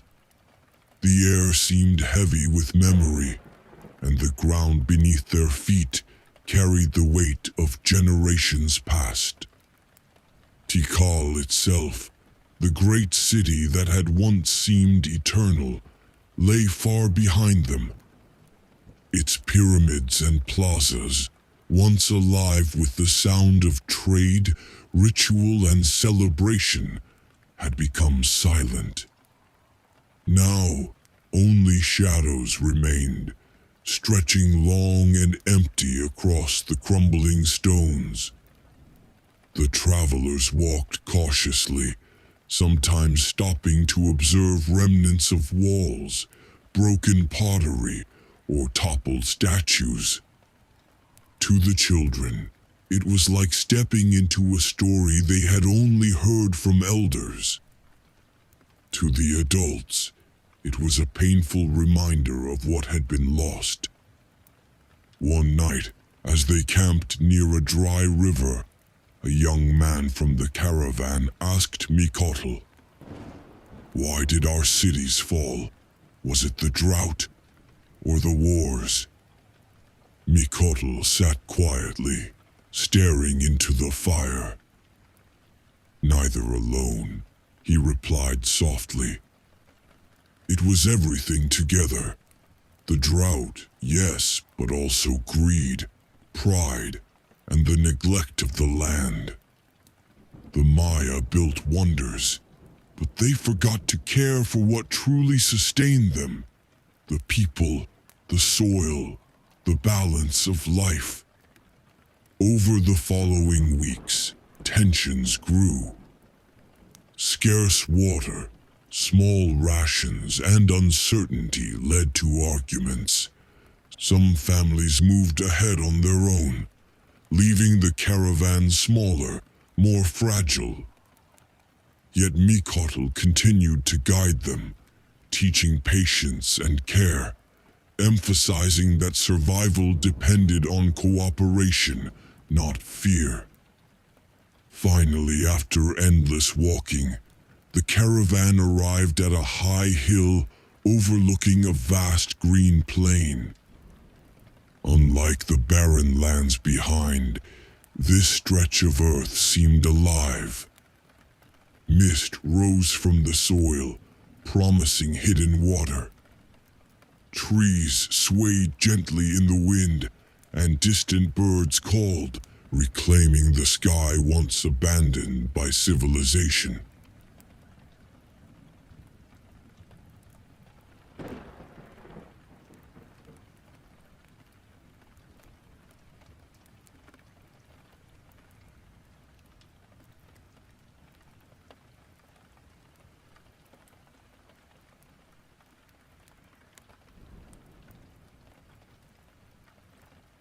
Rome knew its seasons well.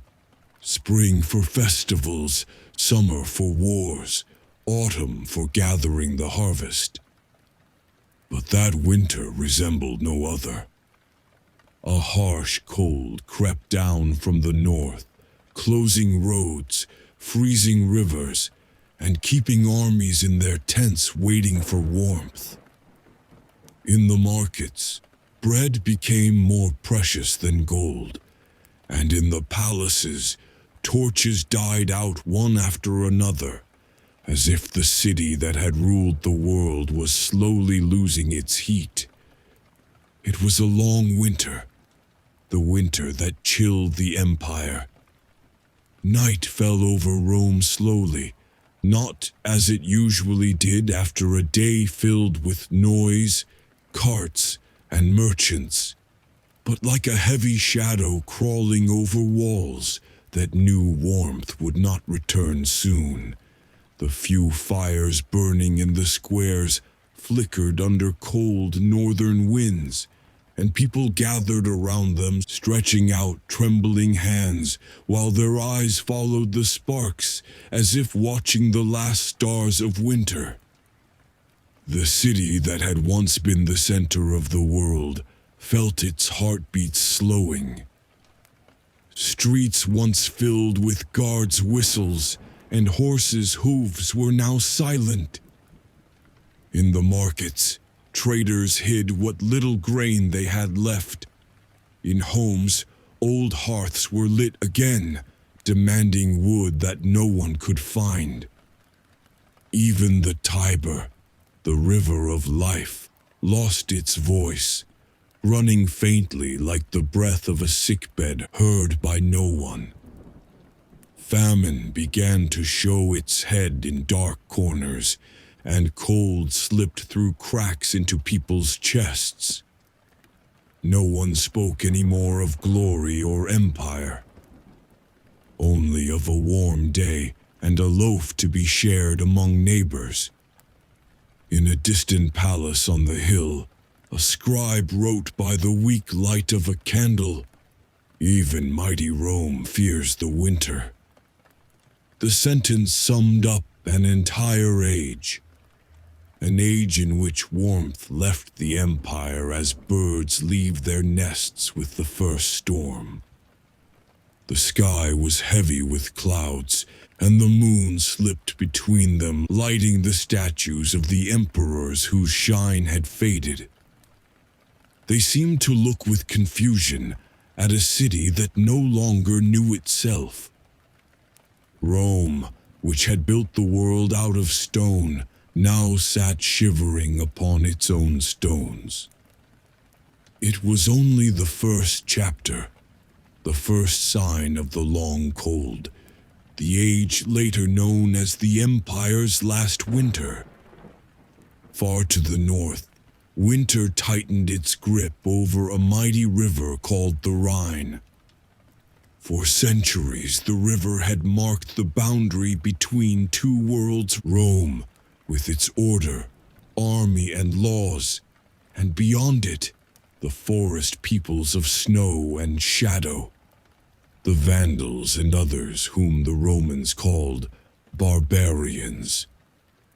On a late December evening in the year 406, the cold struck so deep that some believed the river slept beneath a blanket of ice. Some Roman writers claimed it froze solid, allowing entire tribes, men, women, children, and animals, to cross on foot. Others said they found abandoned crossings and guards who had withdrawn after months of hunger and frost. Whatever the truth, that night became a turning point. Whole hosts left their lands beyond the Rhine seeking warmth and food at the heart of the empire itself. By morning, the river was no longer a boundary. It had become a bridge into chaos. Gaul, what is now France and Belgium, woke to sounds it had never heard. Walls collapsed, roads filled with fleeing carts, monasteries hid grain from hungry eyes. In Mainz, one of the first cities on the Rhine, fires were said to have swept through the markets, and bells rang all night until dawn. The news reached distant Rome weeks later, but its echo was colder than snow. A northern gate had fallen, and no one knew if it would ever close again. Emperor Honorius, then in Ravenna, a fortified city between marshes and sea looked upon a map that had lost half its colors. The roads that once sent grain and soldiers from the north were now at the mercy of tribes moving without pause. The winter that froze the river melted the last confidence in the empire's borders. From that night on, the Roman world began to crack quietly, like an ice sheet under the feet of those crossing it. Rome still basked in southern light, but the cold that began at the Rhine moved toward it with slow certainty. For centuries, Rome's strength came not just from swords, but from bread that fed millions in an empire spread across 3 continents. Grain supply, or annona, was both a political and sacred economic system. Roman Africa, today's Tunisia, and eastern Algeria, was the empire's wheat basket. Ships left Carthage and Sfax carrying thousands of tons of grain to the port of Ostia, and from there smaller boats carried it upriver into Rome itself. Every year, millions of loaves were distributed for free as part of the policy of panem et circenses, bread and entertainment. Even Sicily, that fertile island south of Italy, sent grain, oil, and wine. Officials recorded every shipment with precise notations on wooden tablets, beating like the empire's pulse. But the winds changed. In 439, the Vandals captured Carthage, the most important African port and Rome's greatest granary. A vital artery was severed. Ships no longer arrived as before. Sicily alone could not feed Rome. Markets swelled with anxiety. Prices rose, and bread that had once been free was sold at many times its value.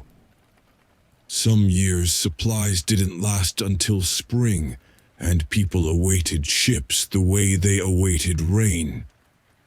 And it wasn't just wheat. Mills went silent. Bakers vanished seeking work elsewhere. Officials wrote long reports about shortages, but no one could control the sea or reclaim lost Africa. At Portus, the newer port built in the 1st century to expand trade, ships moaned under the wind as if aware their voyages would never be the same.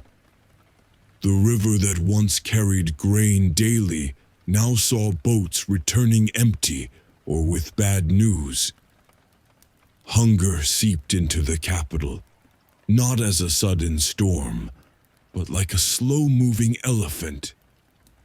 Losing Africa was not merely losing land, it was losing warmth, rhythm, and life.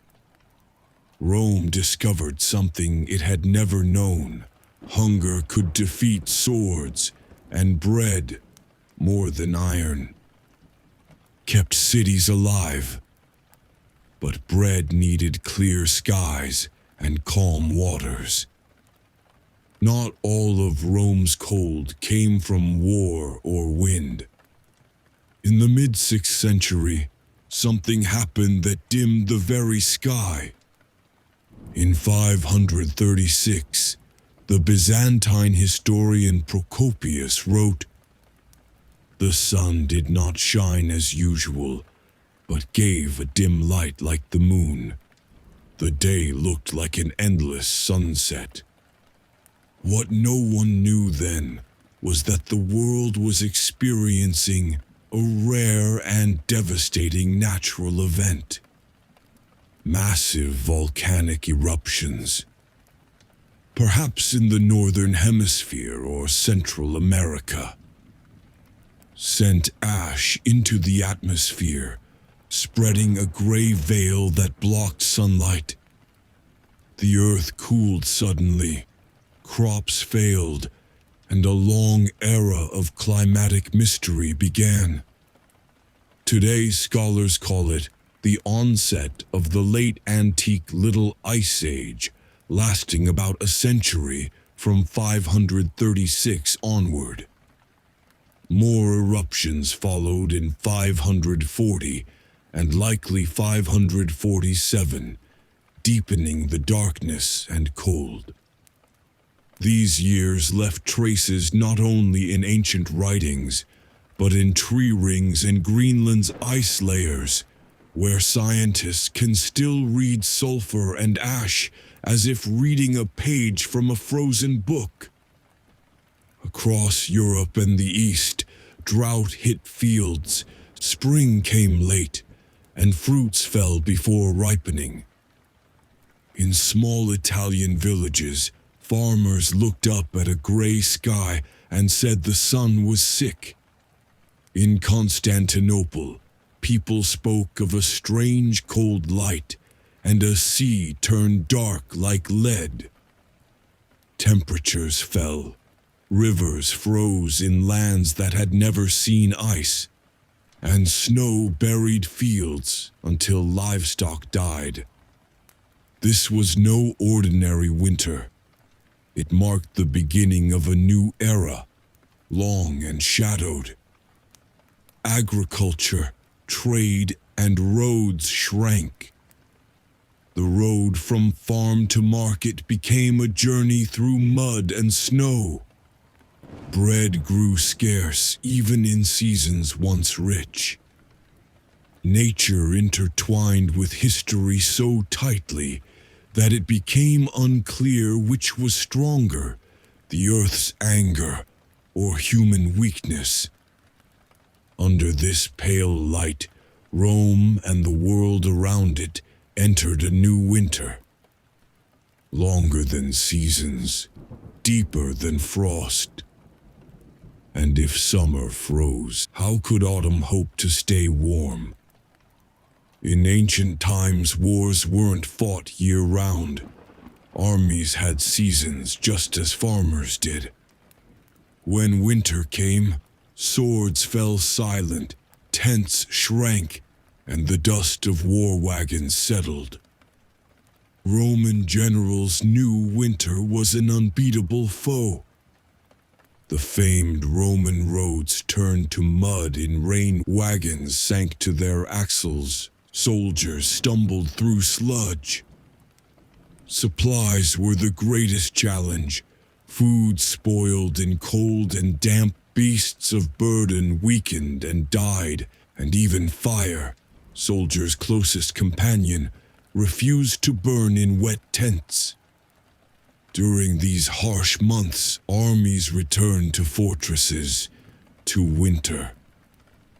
Repairing weapons, tending to the wounded, counting supplies for the next spring. The Roman military writer Vegetius wrote, "War requires time and patience. He who desires victory in summer must prepare for it in winter." Thus, winter was a season of military silence. Yet it was not peace. Silence hid exhaustion, hunger, and fear. A commander knew his army might weaken long before the enemy arrived. Even messages were delayed. Couriers couldn't cross snow-covered mountains, and supply caravans were trapped until the thaw.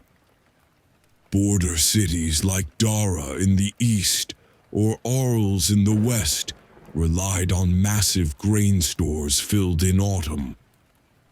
Over centuries, stopping war in winter became a European military custom and a natural law. But in Rome's final winter, those blocked roads and idle armies became an image of a frozen world waiting for warmth to rewrite history.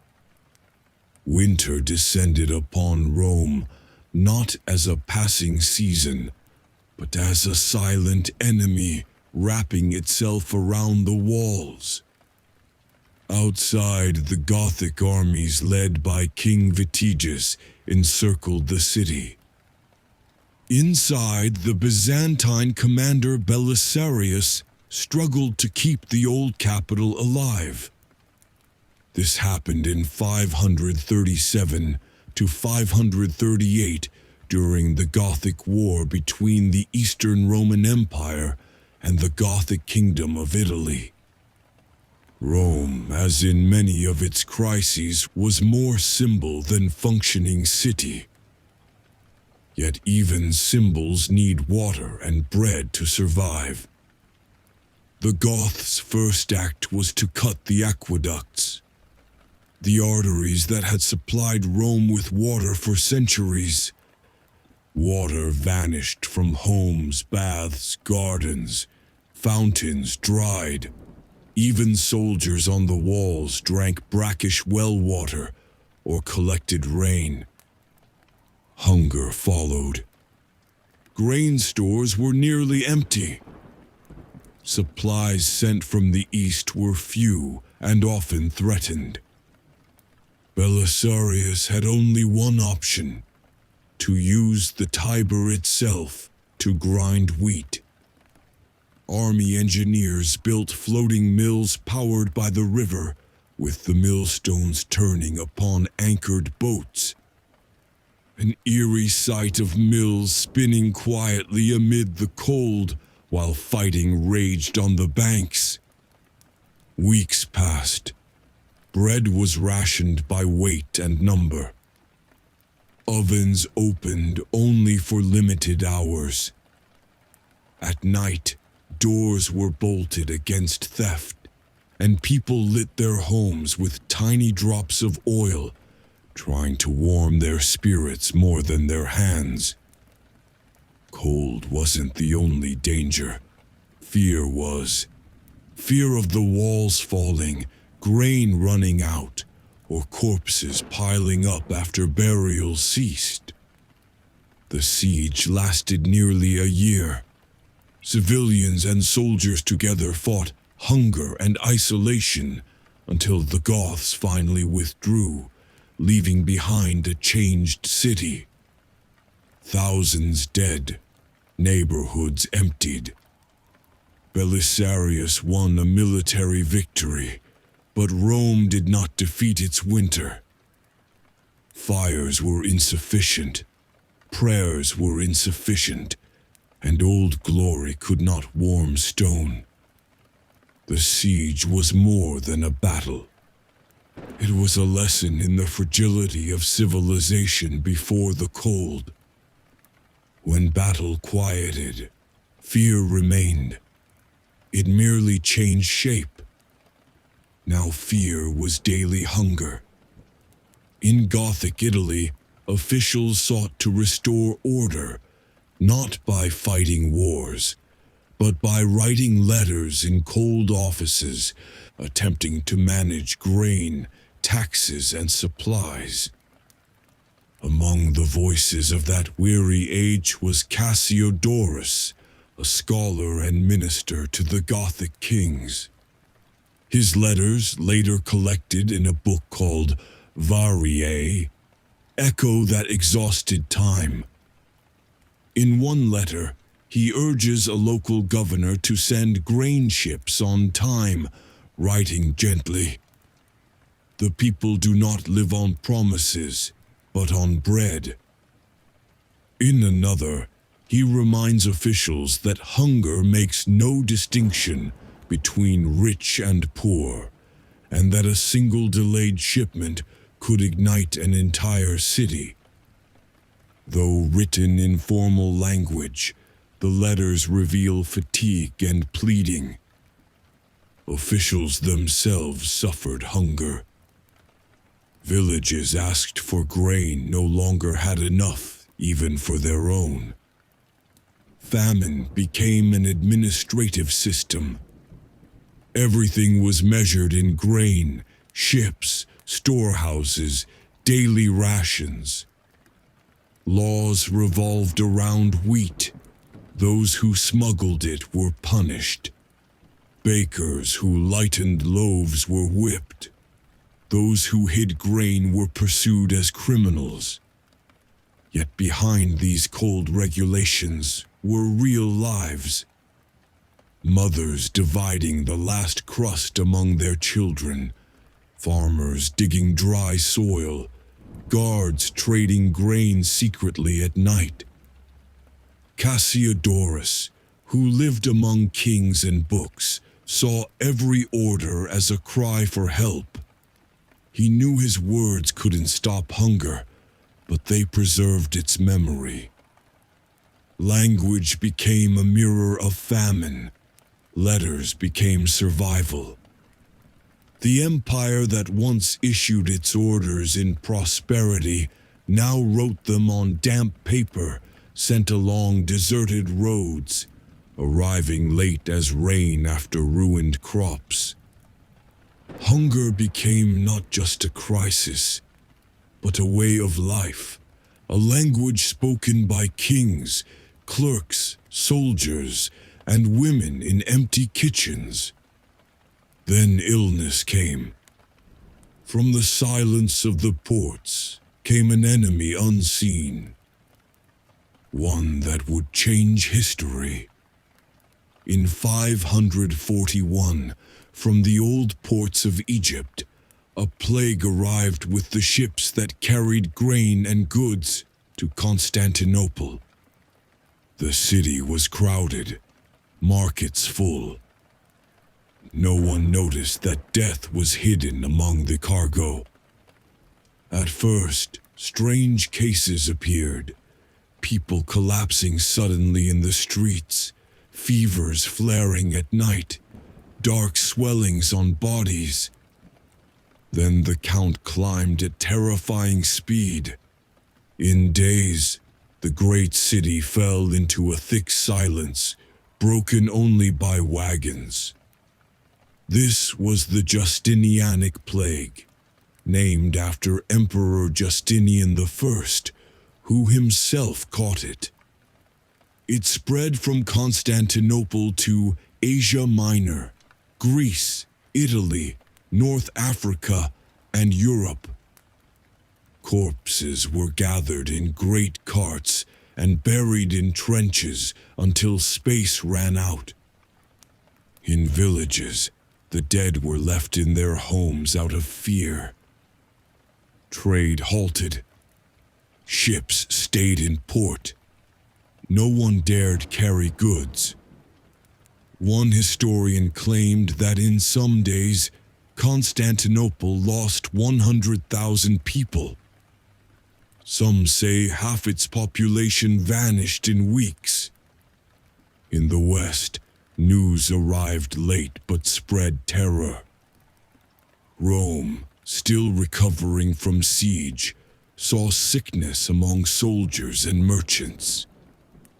Churches turned into shelters for the ill. In the countryside, farming stopped again. Farmers died before they could sow or harvest. The plague distinguished no rank or class. It returned in waves for nearly a century. Between waves, cities weakened, fields lay barren, and roads emptied. It was a new voice in Rome's long winter, silent but unforgettable. After the plague, the empire was never the same. People no longer trusted the promise of spring. The sea, too, became an enemy. In winter, storms closed ports, grounded ships, and left the empire powerless.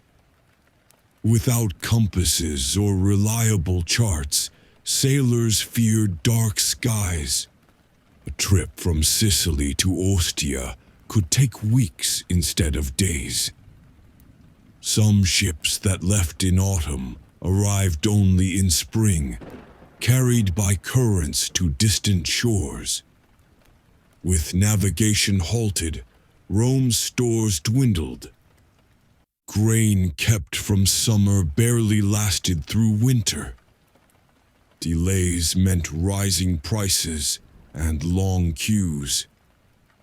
Loaves were stretched with barley, lentils, or even sawdust. Coastal towns lived in hope of a single arriving sail. People gathered each morning by the shore, scanning the horizon. If they spotted a white sail, prayers rose in every home. If not, silence returned. Sometimes ships sank within sight of port, watched helplessly from the walls as waves swallowed grain meant for thousands. On bitter nights, the river bringing shipments from Ostia froze partially, stopping boats. When it thawed by day, they moved slowly under heavy rain, carrying the last threads of life. Every small delay changed the city's entire day. Ovens closed, rumors spread, people hoarded flour. When bread reappeared, crowds surged as if it were gold. Thus the sea was friend and foe, granting life in calm, taking it in storms. Rome had once held 1 million souls, lit by torches, filled with fountains and crowded streets. But the sounds faded one by one, like candles dying in a great hall. After centuries of glory came sackings, famine, sieges, plague.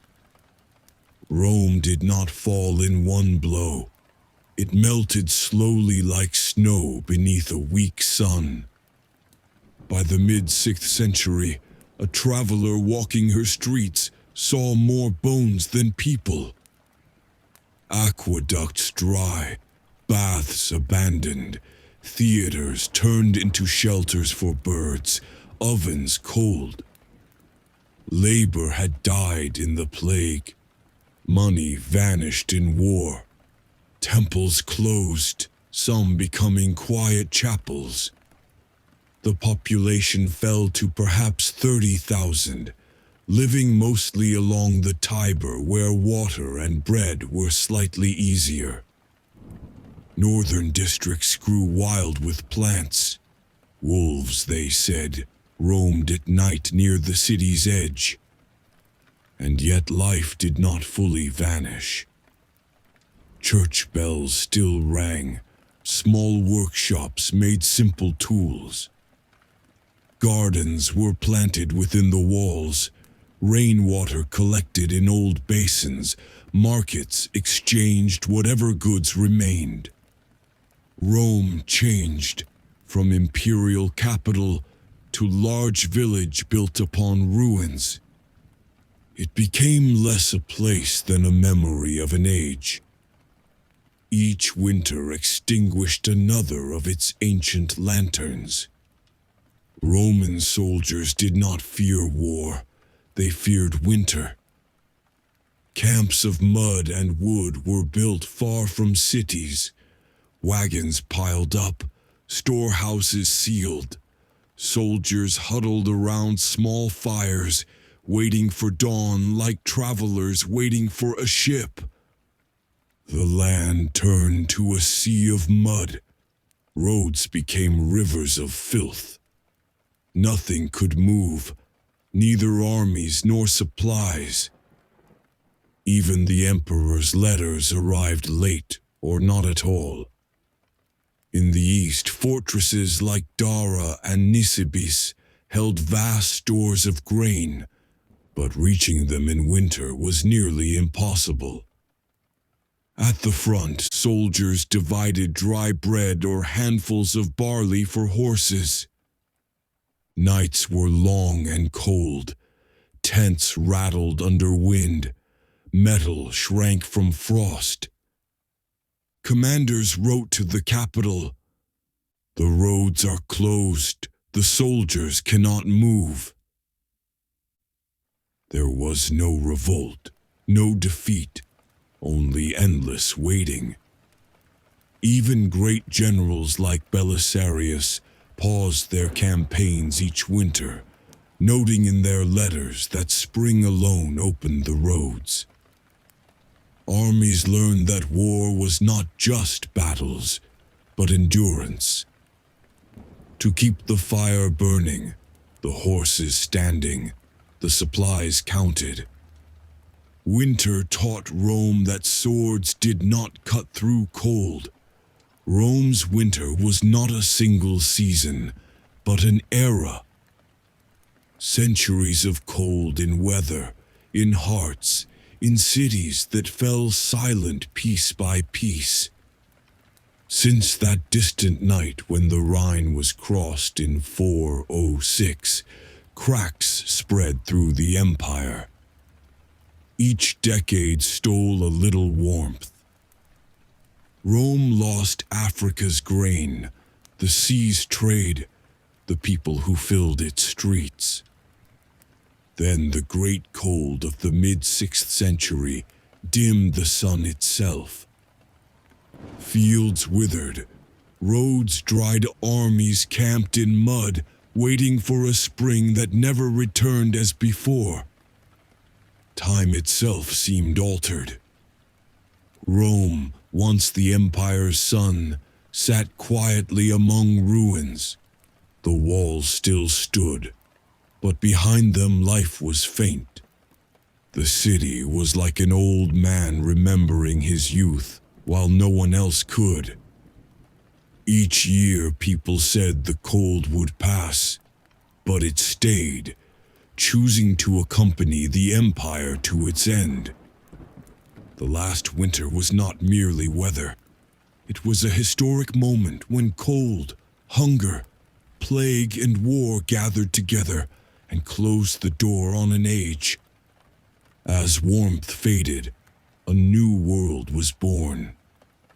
Upon the ruins of the old empire, new peoples slowly built the Europe of the Middle Ages.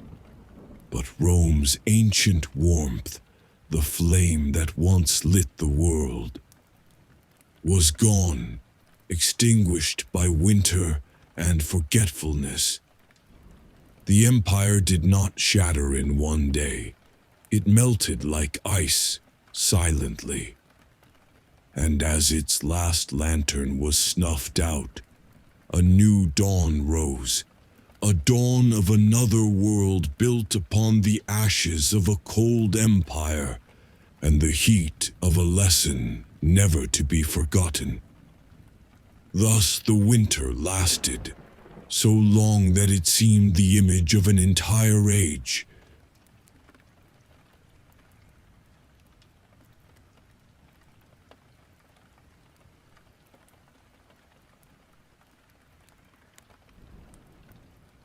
From the moment his name first echoed across the ports of the eastern seas, Edric carried with him a presence that unsettled even the bravest of sailors. He was a giant of a man, his shoulders broad enough to seem carved from the very hulls of the ships he commanded. His beard was thick and untamed, black as the deepest trench in the ocean, and his eyes held a glimmer that many swore was not entirely human. These were the eyes of a man who belonged to the waves more than to the land. His ship, the Black Gale, was feared in every harbor it entered, not because of the skull-shaped figurehead or the torn sails that danced like shadows, but because of the men who stood upon its deck. They were not merely pirates, they were outcasts, criminals, and survivors of seas that swallowed fleets whole. A crew formed from tragedy and tempered by storms. Yet even among such hardened souls, Edric stood apart, as if something greater, something ancient, guided his hand. Rumors began to surface about a hidden sea, one not charted on any map nor spoken of except in whispers. They said it appeared only once every 100 years, behind a veil of unnatural fog. Some called it the Dusk Sea, a place where the sun never fully rises nor fully sets. Others claimed it was a gateway to the realm of forgotten things. And when Edric heard of it, a spark ignited within him, brighter and fiercer than any ambition he had ever chased. He gathered his crew under the dim lanterns one night and told them of his intention to seek this mythic sea. Many protested. No treasure was worth stepping into legends better left untouched. But Edric spoke with a conviction that silenced every challenge. He promised glory, riches beyond imagination, and a chance to carve their names into the bones of the world. And so, despite their doubts, his crew followed him. Because if anyone was destined to confront a place born from nightmares, it was Edric. Their journey took them through storms that roared like ancient gods, waves so tall they blocked out the sky, and winds that threatened to tear the ship apart. But the deeper they ventured, the stranger the world became. The sea shifted in color, turning from blue to silver, then to a dark, shimmering hue that resembled living ink. Birds vanished from the sky. The air grew colder, and the boundary between day and night blurred until the horizon glowed with an eerie twilight. One morning, the fog thickened to the point where the world itself seemed to dissolve. Then, as if summoned by the beating of a colossal heart, the waters beneath them began to swirl. A vast vortex, black and violent, rose like a living creature. Thunder cracked across the sky. The crew screamed. Ropes snapped. The ship shuddered as if trying to resist being pulled toward its doom. Edric, however, stood unmoving, his eyes locked on the swirling abyss. It was as though he recognized something within it, something that had been calling to him long before this moment. With a final roar from the heavens, the black gale plunged into the vortex. Silence, weightlessness. Then a rush of light and darkness entwined. When the ship emerged, it found itself in a realm beyond mortal understanding. The sea glowed faintly with blue luminescence, casting ghost-like shadows across the hull. Strange shapes moved beneath the water, their silhouettes massive and silent. The sky was neither day nor night, but an eternal twilight that bled into the horizon. It was a world that felt abandoned by time, lingering between existence and oblivion. The crew trembled with fear, but Edric saw only destiny. They sailed until they reached an island that rose from the sea like the skeleton of a forgotten god. Black sands stretched along the shore, and ruins of stone, carved with symbols older than any civilization, towered above them. A faint hum vibrated through the air, as if something beneath the island breathed in its sleep.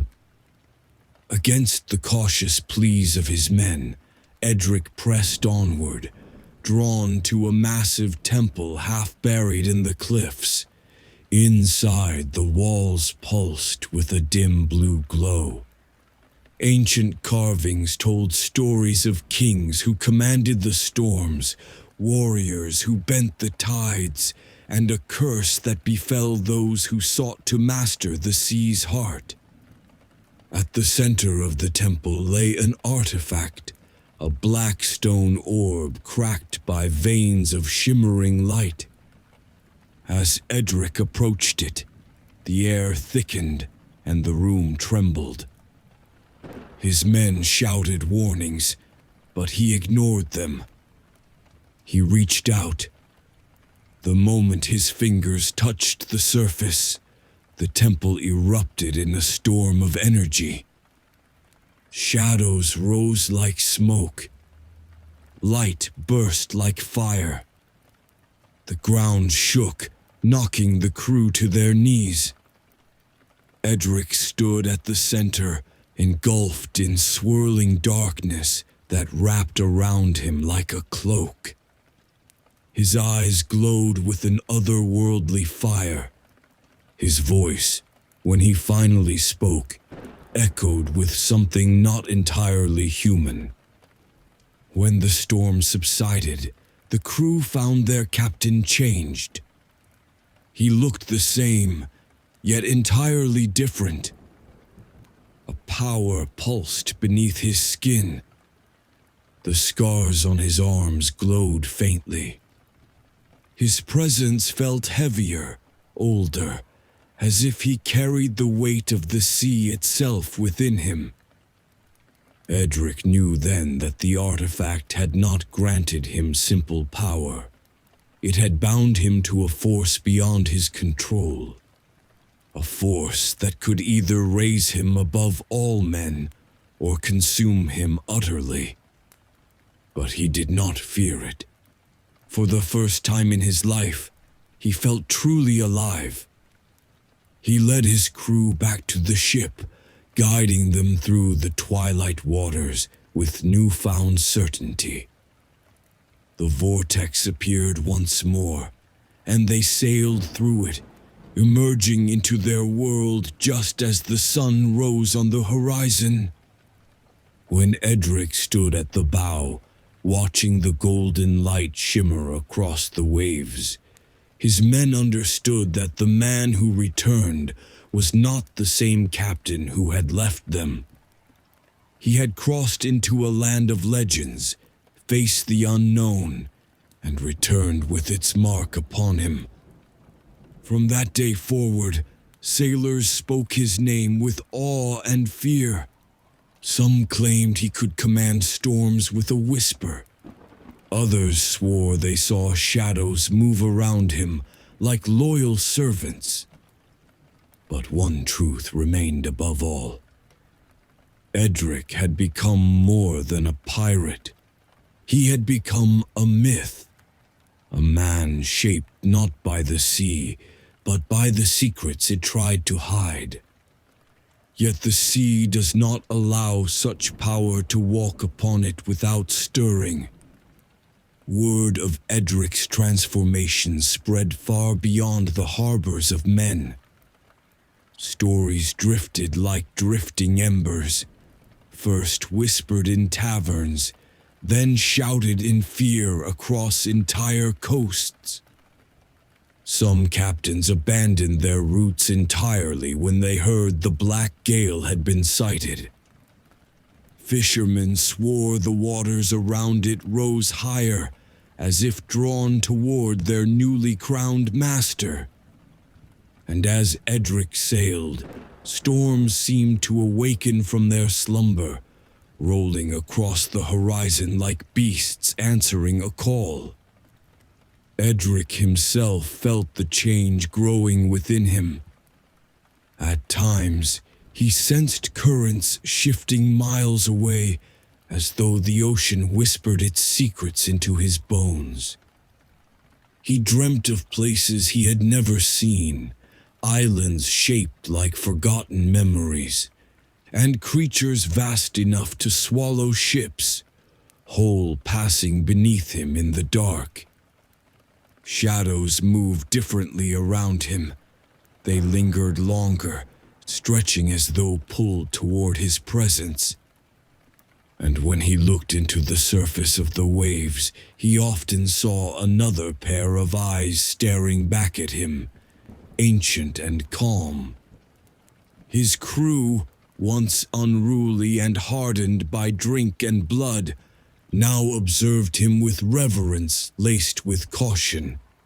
They followed him not merely out of loyalty or fear, but because they sensed an invisible force guiding their fates alongside his.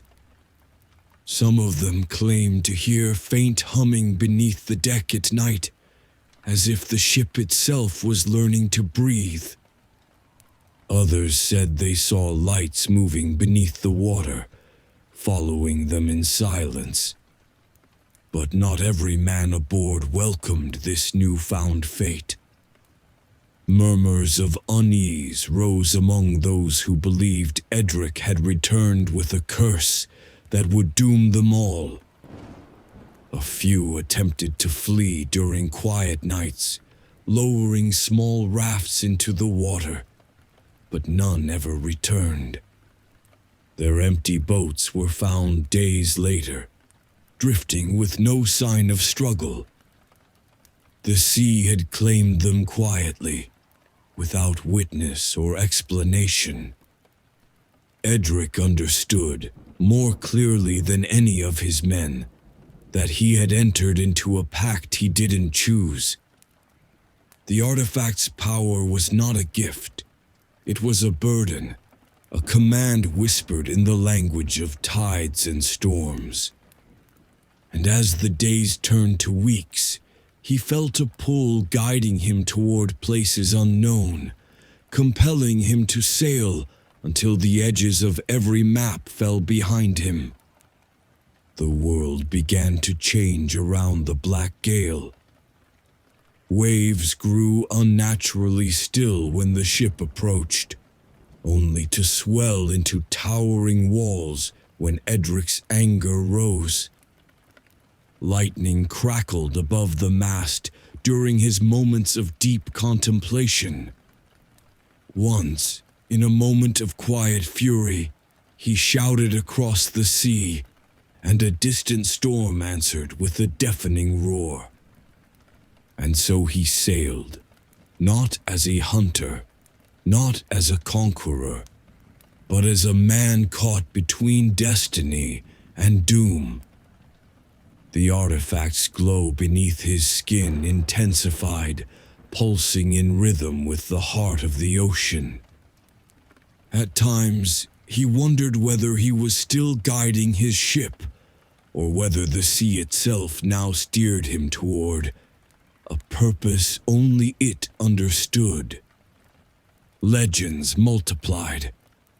Sailors claimed Edric had been chosen as the sea's herald, destined to either unite the fractured oceans under his command or tear them apart in a storm that would reshape the world.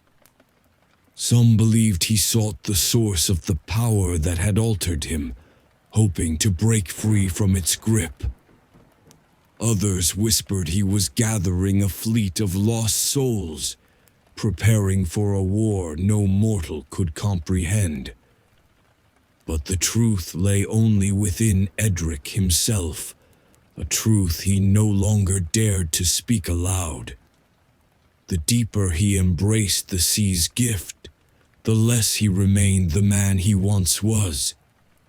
His human heart still beat within his chest, but it beat alongside something far older, something that waited patiently for him to surrender completely. One night, as the moon hung low and the waters glowed faintly around the hull, Edric stood alone at the helm. The wind was silent. Not a ripple touched the surface. For the first time since returning from the dusk sea, he felt utterly still, as if the entire world held its breath. A distant rumble echoed across the horizon. Not thunder, not waves. Something else, something calling. He closed his eyes. The glow beneath his skin intensified. The ship creaked as though recognizing the command before it was spoken. When Edric opened his eyes again, they shone with the same eerie twilight that ruled the hidden sea he had left behind. His destiny, whatever shape it carried, had finally whispered its next command. And with a single word, carried softly across the deck, the black gale turned toward the unknown, sailing into a future where man and myth would no longer be able to tell each other apart. From the moment the black gale shifted its course, the sea seemed to awaken in response. A current, subtle yet steady, pushed beneath the hull, guiding the ship as though the waters themselves had chosen a direction. Edric felt it first, not in the wind or the waves, but in the quiet hum inside his bones. It was the same call that had once drawn him into the dusk sea, but now it was clearer, sharper, and far more deliberate. Whatever had touched him in that ancient temple had not finished with him. Days passed in a strange silence. No birds circled the masts. No distant islands broke the horizon.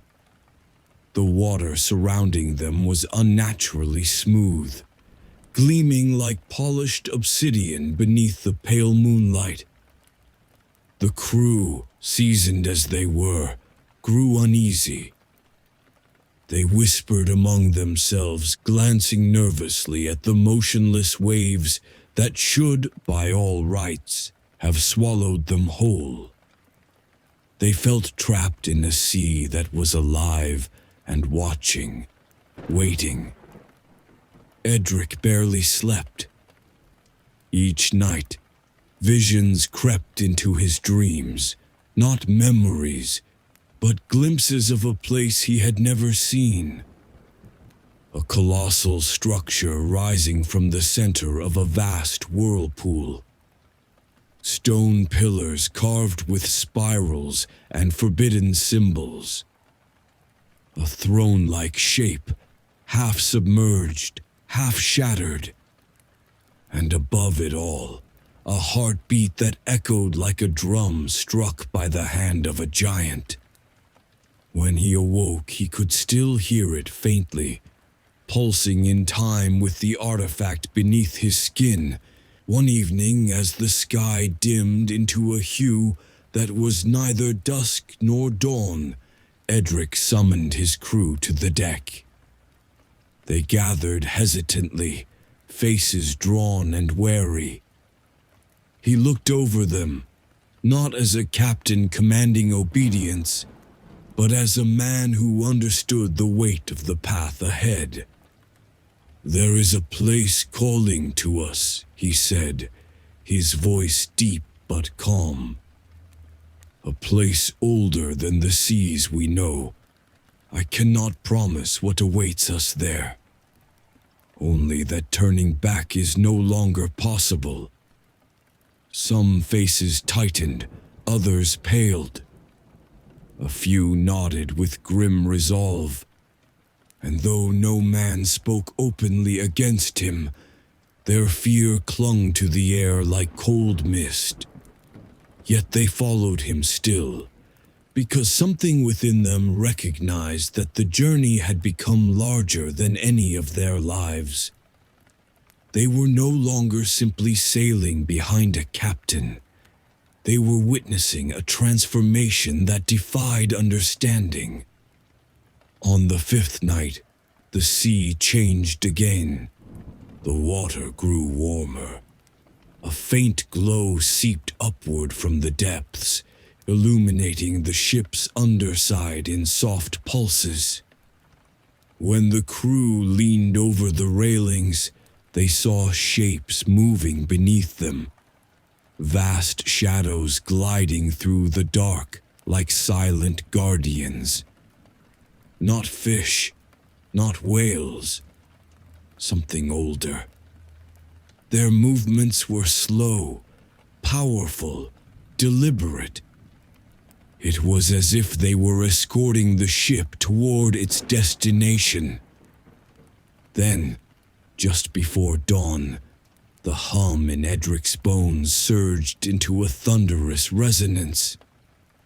The sea shuddered. The horizon tore open with a brilliant crack of light.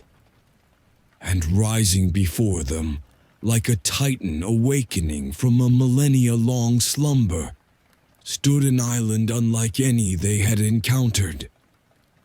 Its cliffs spiraled upward in twisted formations, as though shaped by unnatural currents.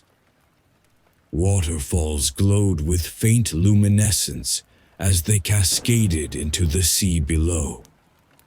And at its center, visible even from miles away, stood the remnants of a colossal tower, broken at the top, yet radiating a faint pulse that matched the beat in Edric's blood. The crew froze in awe and terror. None dared move or speak. Edric stepped forward, his eyes locked on the towering ruins. He recognized them instantly, not from memory, but from the visions that had haunted him. This was the place that had called him. This was where the artifact sought to return. And this, he understood with chilling clarity, was where the next chapter of his fate awaited him. The ship drifted slowly toward the island, pushed by a current that seemed to shape itself around the hull. The closer they came, the tighter the air grew. Every breath felt heavy, charged with an ancient energy that trembled through the atmosphere. When they finally reached the shore, the sands beneath them were black and warm, vibrating softly, as though the island itself were breathing. Strange patterns shimmered beneath the surface, appearing and vanishing like fleeting memories. No vegetation grew here. No birds cried overhead. The island was silent, but not dead. It was listening. Edric walked ahead, each step echoing with an invisible force guiding him deeper inland. His crew followed reluctantly, glancing around as though expecting the ground to split open beneath them. The path wound upward toward the ruined tower, its stones cracked, its walls scarred by time, yet strangely intact.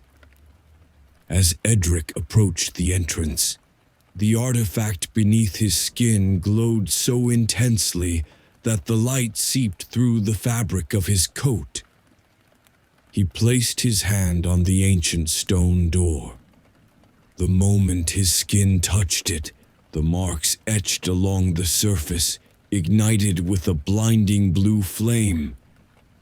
The door trembled, then slowly slid open. A wind unlike any he had felt rushed past him, warm and whispering, carrying voices that echoed from a time before human memory. His crew stumbled back, some dropping to their knees in fear. But Edric stepped inside without hesitation. The chamber within was vast, circular, and lit by streams of light that poured down from cracks high above. In the center stood a pedestal carved from a single massive stone, its top cracked open like a wounded heart. And within that crack lay a hollow space that pulsed with faint, rhythmic energy. The same energy that moved through Edric's body. He understood then. The artifact he carried was not merely power, it was a fragment. A piece torn from something far greater, something ancient enough to shape the tides and command the storms. Something waiting to be made whole. The chamber rumbled. Dust fell from the ceiling. The light flickered. Behind him, his crew shouted in fear, urging him to leave, to abandon the cursed island and the fate it demanded of him. But Edric felt no fear, only certainty. He stepped forward. He reached out. He placed the glowing fragment into the heart of the ancient pedestal. And the world began to change. The moment the fragment touched the hollow, a thunderous shockwave burst outward, shaking the tower from its foundations. The pedestal convulsed violently, as though awakening from an age-long slumber. Lines of ancient symbols lit up across its surface, spreading like veins of living fire into the stone floor, the walls, the ceiling. The entire chamber came alive with a pulse that matched Edric's own heartbeat. His crew, standing near the entrance, stumbled backward as the ground trembled. Some shouted his name, their fear rising to panic. But Edric remained unmoving, locked in place by a force that wrapped around him like invisible chains. His eyes widened, not in terror, but in something deeper: recognition. The pedestal erupted with a pillar of blue-white light that swallowed Edric whole. It lifted him from the ground, suspended him in the air, as though the island itself had decided he no longer belonged to the world of men. His limbs spread out, his body rigid, and the energy seared across his skin like molten lightning. The fragment merged into the stone beneath him and began to unravel, dissolving into strands of pure light that wove themselves through his flesh, binding him. Memories not his own flooded his mind. Oceans before the birth of maps.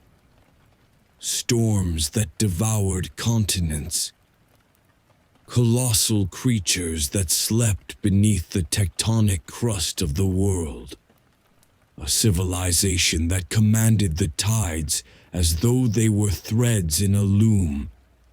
He saw their rise, their madness, their drowning, and the last desperate act of sealing their greatest power into fragmented relics scattered across forbidden places. And then he saw something else, something terrifying, a shape that towered over mountains, its form shifting like smoke, its eyes burning with the cold blue of the deepest ocean trench. It was neither god nor beast. It was the reason the sea had a heartbeat. It opened its eyes in his mind, and Edric felt its gaze pierce through the marrow of his soul. The chamber cracked. Stones fell around the crew as they fled outside in chaos. The ground beneath the tower groaned like a living thing stirring from deep sleep. The island itself shuddered. Edric's scream tore through the cavern, but it was swallowed by the roar of ancient power rushing into him. The light collapsed. He fell to the ground. Silence swallowed the chamber. When Edric opened his eyes, the world looked different. The air shimmered with subtle distortions. The walls pulsed faintly with the echo of what had just transpired. He pushed himself up slowly, every movement heavy with a strange new weight. When he emerged from the ruins, his crew froze. His eyes, once deep and dark, now glowed faintly with the same blue as the pedestal. The faint lines of the artifact etched across his arm had expanded, branching like living tides beneath his skin. Even the air around him felt charged, alive, dangerous, unpredictable. "Captain, what happened to you?" one of the men whispered, trembling. Edric did not answer immediately. He looked out toward the sea, and for the first time in his life, he could feel the currents moving, not with his senses, but with an instinct carved into his bones. The tides no longer felt distant or indifferent. They were familiar, responsive, waiting. He turned to his men, his voice deeper, resonant, as if carrying the echo of the island's heart. "We leave now." The crew obeyed, though fear clung to them like salt on their skin. As they pushed off from the black shore, the island began to crumble. The spiraled cliffs shook, collapsing into the sea. The glowing waterfalls evaporated into vapor. The ancient tower split down the middle as though struck by a giant's invisible hand. Within minutes, the island had begun to sink into the depths, returning to the abyss that had hidden it for centuries. Edric stood at the bow of the black gale, watching as the last remnants vanished beneath the waves. And as the sea consumed the island, he felt a shift, an acknowledgement, a whisper of something awakening in the deep. That night, as the ship sailed away, under a moon half-shrouded by swirling clouds, a storm gathered on the horizon. Not a natural storm, but one shaped by intention. Wind roared across the deck. Waves rose like jagged teeth. The men clung to ropes and masts, shouting prayers and curses into the gale. Edric did not flinch. He simply raised his hand, and the storm bent around the ship, splitting in two like a curtain pulled aside. His crew stared in stunned silence, soaked and trembling. Some crossed themselves. Others backed away from him as though he were a ghost. Edric lowered his hand slowly. He knew then that he had not simply awakened an ancient power. He had become its vessel. Yet deep within him, another realization stirred, colder than the deepest trench. The thing he had seen in his vision, the presence with shifting form and abyssal eyes, had also felt him. And it was coming. He was born into a time when people arrived in the world under circumstances they had no say in. When lives were shaped more by oppressive laws than by personal desire. Among the many children torn from their families and raised in fields and plantations, there was a young man of African descent living in the province of Sao in the 19th century. His story did not begin with a miracle, but with the harsh simplicity shared by thousands like him. A child taken away, growing up in labor, never asked about his dreams, given just enough to survive. Yet as the years passed, it became clear that something about him was different. Not because of some myth surrounding his birth or any fantastical claim, but because his body grew stronger in a striking way, like what happens to some people through nothing more than heredity and relentless work. He grew up in a brutal society. He woke before dawn and returned after sunset, hauling sacks of crops, pushing heavy carts, performing tasks that required unusual strength. Over time, overseers noticed that his physical ability surpassed that of most men. No one called him a hero, and he was not raised in an environment that allowed him to understand himself. Yet he drew attention even when he tried to remain ordinary. His muscles formed clearly through daily labor, through sweat, through endless effort, and rather than praise. This simply meant more was demanded of him. Saum at that time was facing a quiet struggle. The upper classes sought greater control, while the oppressed searched for any opening to breathe. Meanwhile, the world was slowly moving toward the abolition of slavery. though some regions refused to accept the change. Amid this tension, the young man's name began to spread among nearby farms, not because of fame, but through the whispered words of workers. He can carry what 3 men need to carry. He dragged a tree trunk alone. We've never heard him complain despite the exhaustion. People clung to the simplest signs of hope, and so they attached themselves to his story. They did not see him as a legend, but as a symbol of endurance in a world that tried relentlessly to crush them. As he grew stronger and older, groups organizing primitive strength competitions heard about him. These events were nothing like modern sports.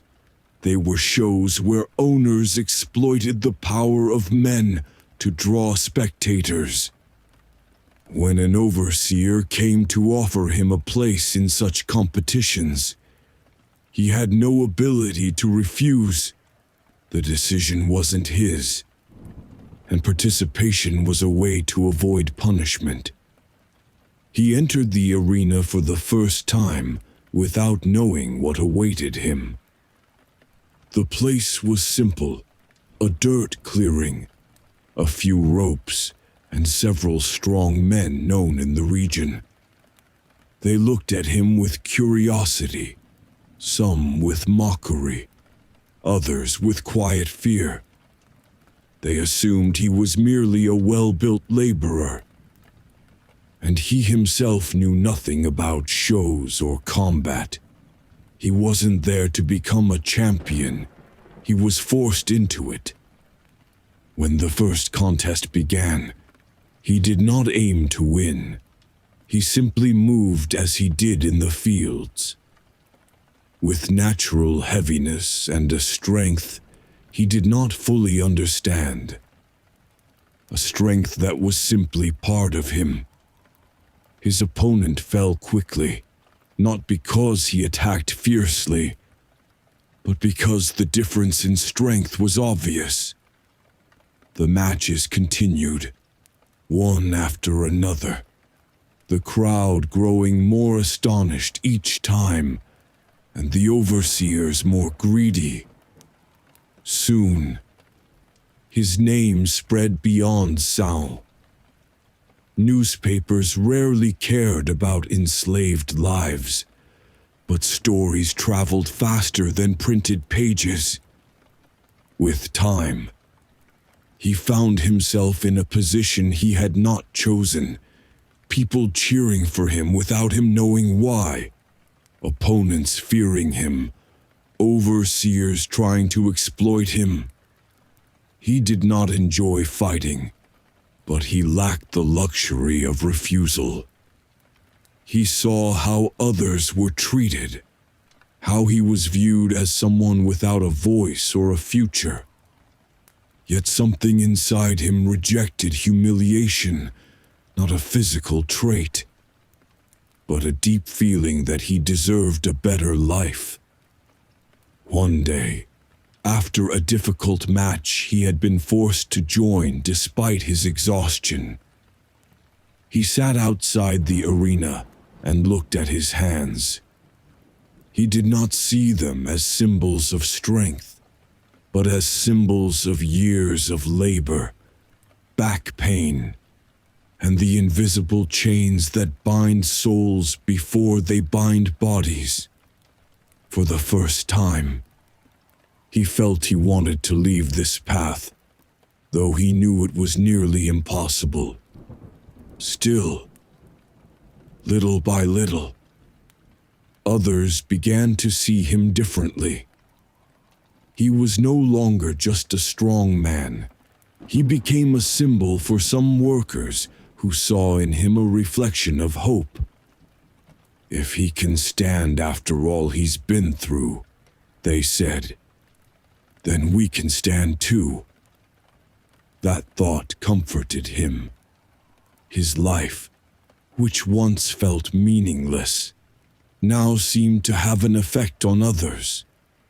As abolition approached, much changed in the region.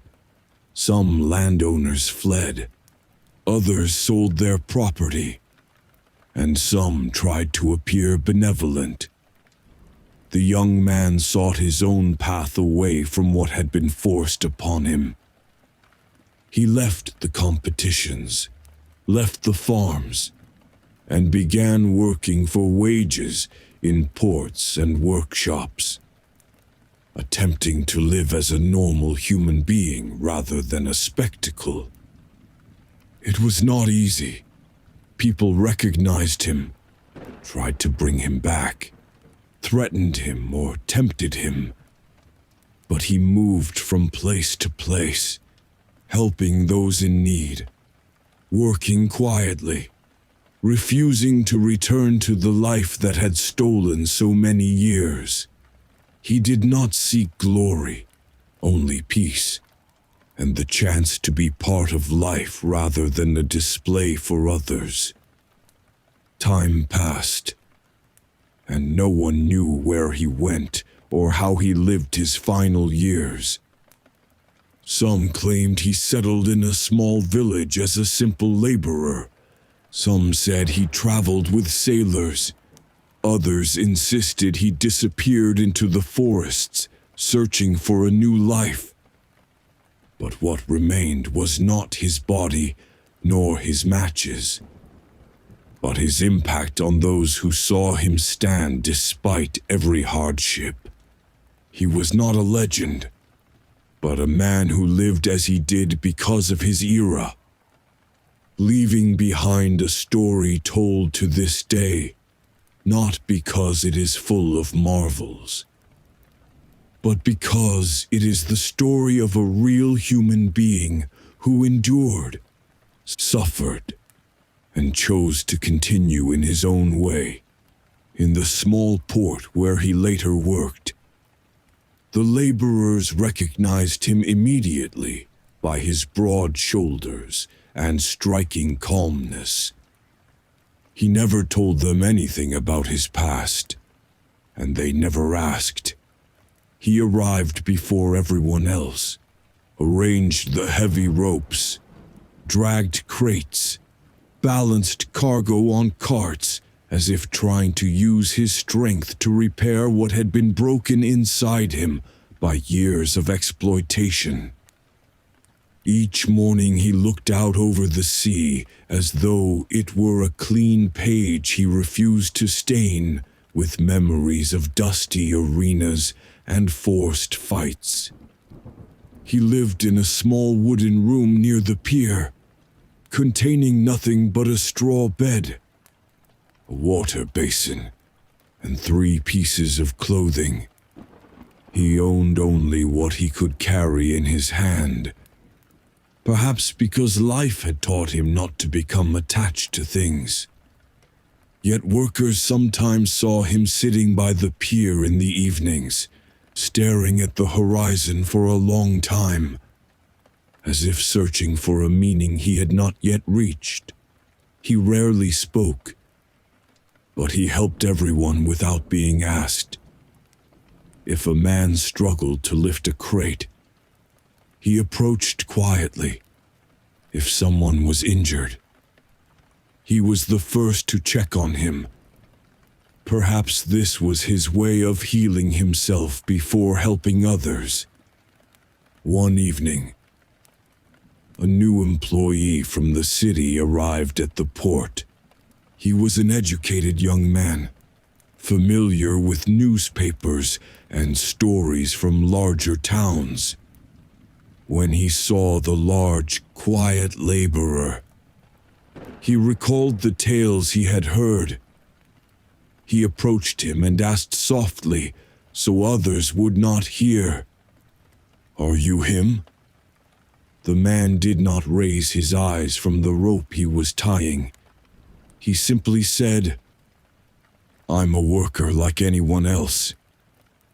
The young man was not convinced, but he did not insist. Over the following days, he watched him occasionally, not only out of curiosity, but to understand the difference between rumors and reality. One quiet night, he sat beside him by the sea and asked with genuine respect, "Have you ever regretted anything?" The man paused before answering. The question was heavier than it appeared. Then he said quietly, "Regret requires time. I spent my whole life trying to survive, not thinking." He fell silent for a moment, then added, "But I regret one thing, that I never learned how to live for myself before I was forced to live for others." Those words were enough for the young man to understand that the person before him was not a mythical figure, but a human being who had lived many years under merciless laws. From that night on, he spoke with him more often, not to write a story, but to understand how it felt to live a life with so few choices. The man told him short sentences with few details, as though he did not want to revisit those years. Yet he allowed the young man into his inner world because he sensed no exploitation or cheap curiosity. Months passed, and the port's activity slowed. Trade changed, ships dwindled, and many workers left for other places. The strong laborer remained, working every day, helping everyone, then sitting in the evenings by the sea. But inside him, something began to shift. The idea of leaving grew stronger, not as an escape, but as a search for the final chapter of his life. One he could live on his own terms. One night, during strong winds, a captain arrived at the port, seeking men to join him on a long voyage to distant southern regions. He needed men accustomed to hard work. When he saw the large laborer, he paused, then said, "I've heard you don't back down from work. Would you like to come?" The man did not answer immediately. He looked at the restless sea, then at the ropes and wooden ships, as if the entire scene reminded him that his life was not tied to one place. After a long silence, he said, "I'll need a day to think." The captain did not know that this day would be one of the heaviest in the man's life. He spent the night thinking, should he stay in the place he had finally become used to, or leave as he had done so many times? Should he start again, or remain with what he had built? At sunrise, he made his decision quietly. It was not a decision to run away, nor to seek adventure, but a simple choice to live the rest of his life in a place where no one knew him, where no one would demand that he be more than he was. He found the captain waiting for him at the pier. He said steadily, "I will go with you." On his last day at the port, workers gathered around him, some thanking him, others silently saddened. His presence had been a source of reassurance, not because he was strong, but because he was always there when needed. When he picked up his small bag, he carried nothing from the past except the memory he left in those who knew him. He boarded the ship and stood on deck, watching the city fade behind him. He did not know where he would end up, or what awaited him. But for the first time in many years, he felt he was choosing his own path. As the ship moved away, the port became a tiny point, then disappeared. After that day, news of him became unclear. Some said he settled in a quiet coastal village and worked with fishermen. Others said he became a captain's assistant, raising sails and repairing wood. Some claimed he died at sea, in silence like his final years. But those who truly knew him said something else. He had never sought glory or story. He sought a life where he had the right to simply be human, not a force to be displayed or used. And that is why his memory remained, not as a mythical hero, but as a man whose quiet endurance changed those around him. When he returned to the ship that night, he lay on his bunk, staring at the wooden ceiling above him, listening to the creaking of the hull as the tide shifted. The familiar sounds that once comforted him now felt like chains pulling him back to a life of drifting.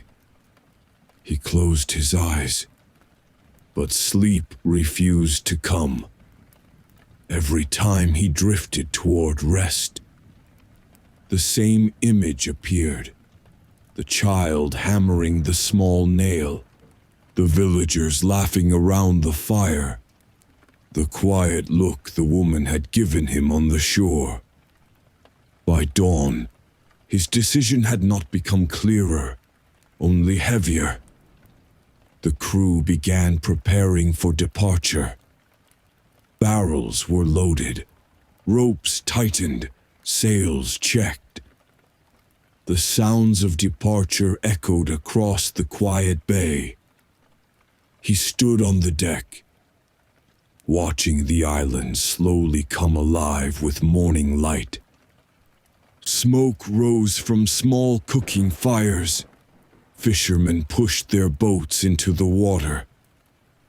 Voices called out greetings across the shore. He felt something inside him pulling toward that land, as though a part of him had remained there overnight. The captain approached him, stopping beside him without speaking at first. "You're troubled," the captain finally said. He did not deny it. The captain studied his face, then spoke quietly, as if offering a rare truth. "Some men are made for the sea. Others only used it to survive until they found a place to land." The man swallowed, feeling his chest tighten. "And which do you think I am?" he asked. The captain gave a small, knowing smile. "I think you already know." The crew shouted that they were ready to raise the anchor. The captain turned to walk away.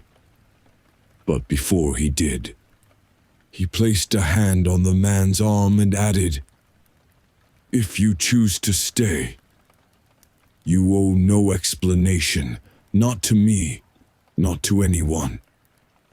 The man watched him leave, then looked again toward the island. He saw the same woman from the day before standing near the shore, a basket in her arms. She wasn't waving or calling out. She simply stood there watching the ship, her expression unreadable but steady. It was not invitation nor expectation, only acknowledgement. Something in that quiet presence struck him more deeply than any word could.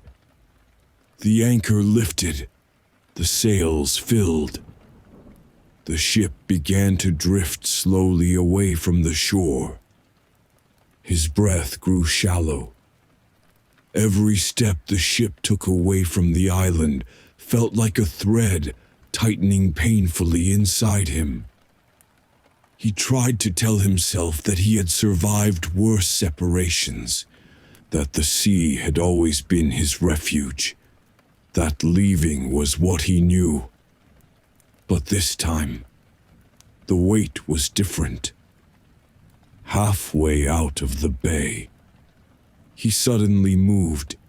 He grabbed his small bag, slung it over his shoulder, and walked toward the railing. A few sailors turned to look, confused. One shouted after him, "What are you doing?" He didn't answer. For the first time in years, his movements were not driven by orders or necessity, but by choice. He climbed the railing, paused for the briefest moment as the wind whipped around him, then leapt.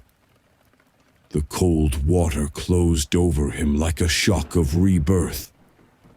He surfaced, gasping, and began swimming hard toward the shore. The sailors shouted. Ropes were thrown. Someone called for a boat, but the captain raised his hand and stopped them. "Let him go," the captain said. The swim was long and difficult, but every stroke felt purposeful.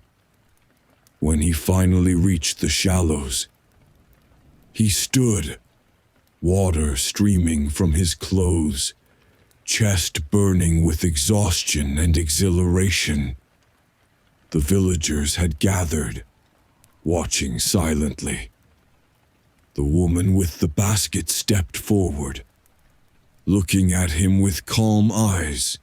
She did not look surprised. "You came back," she said. He nodded, breathing heavily. "I think I need to stop running."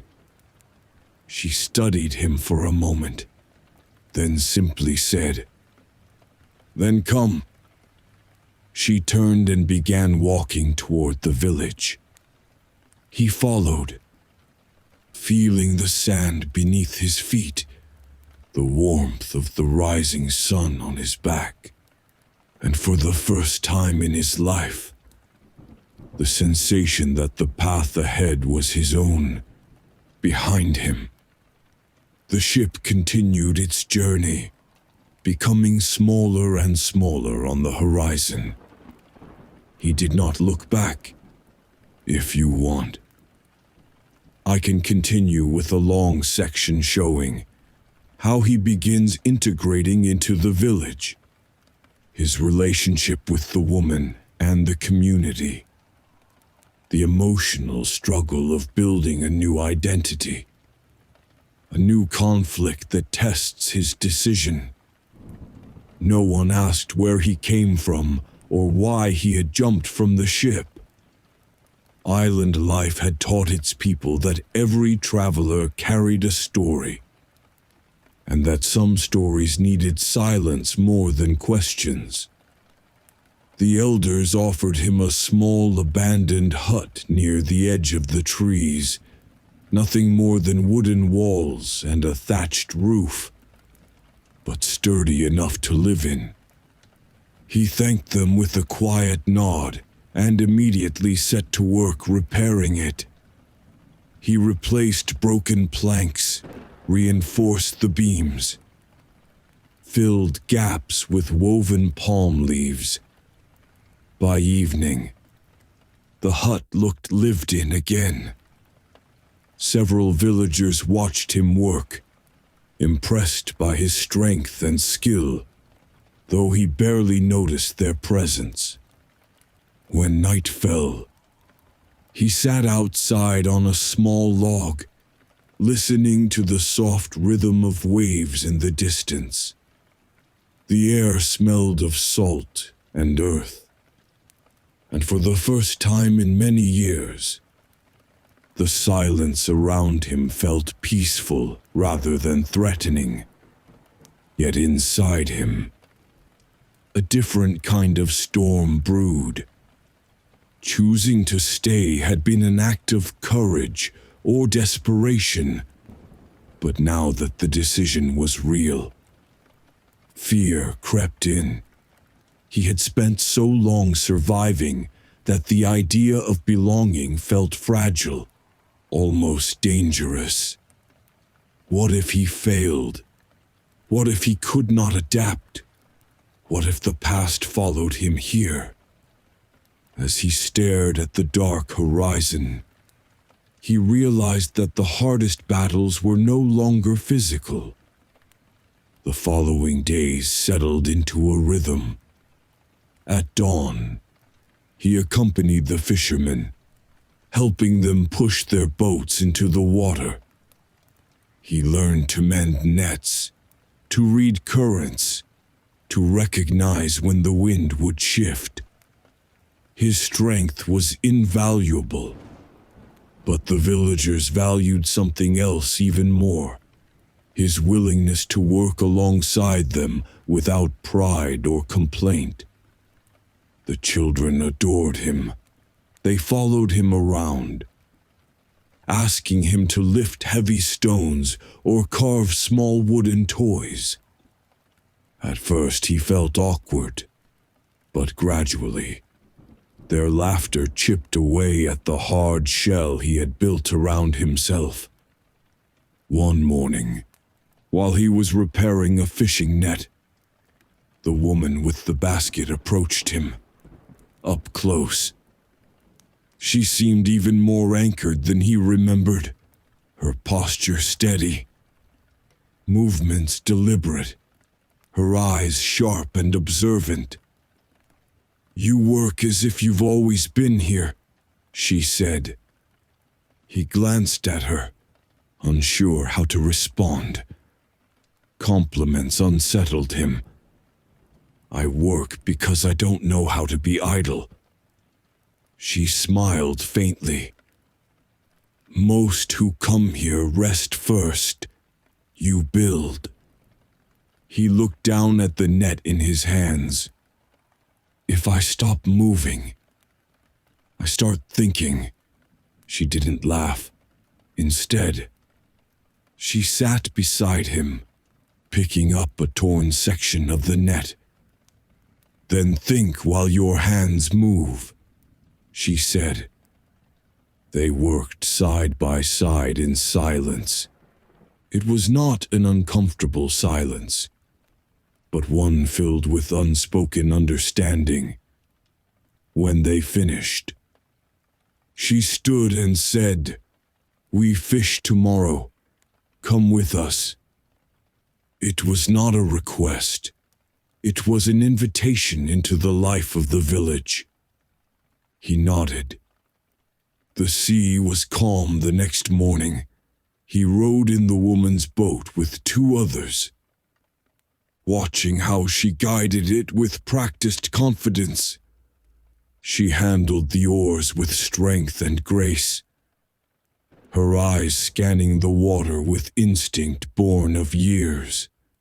When the nets were cast, they waited. The sun rose higher, painting the surface with gold.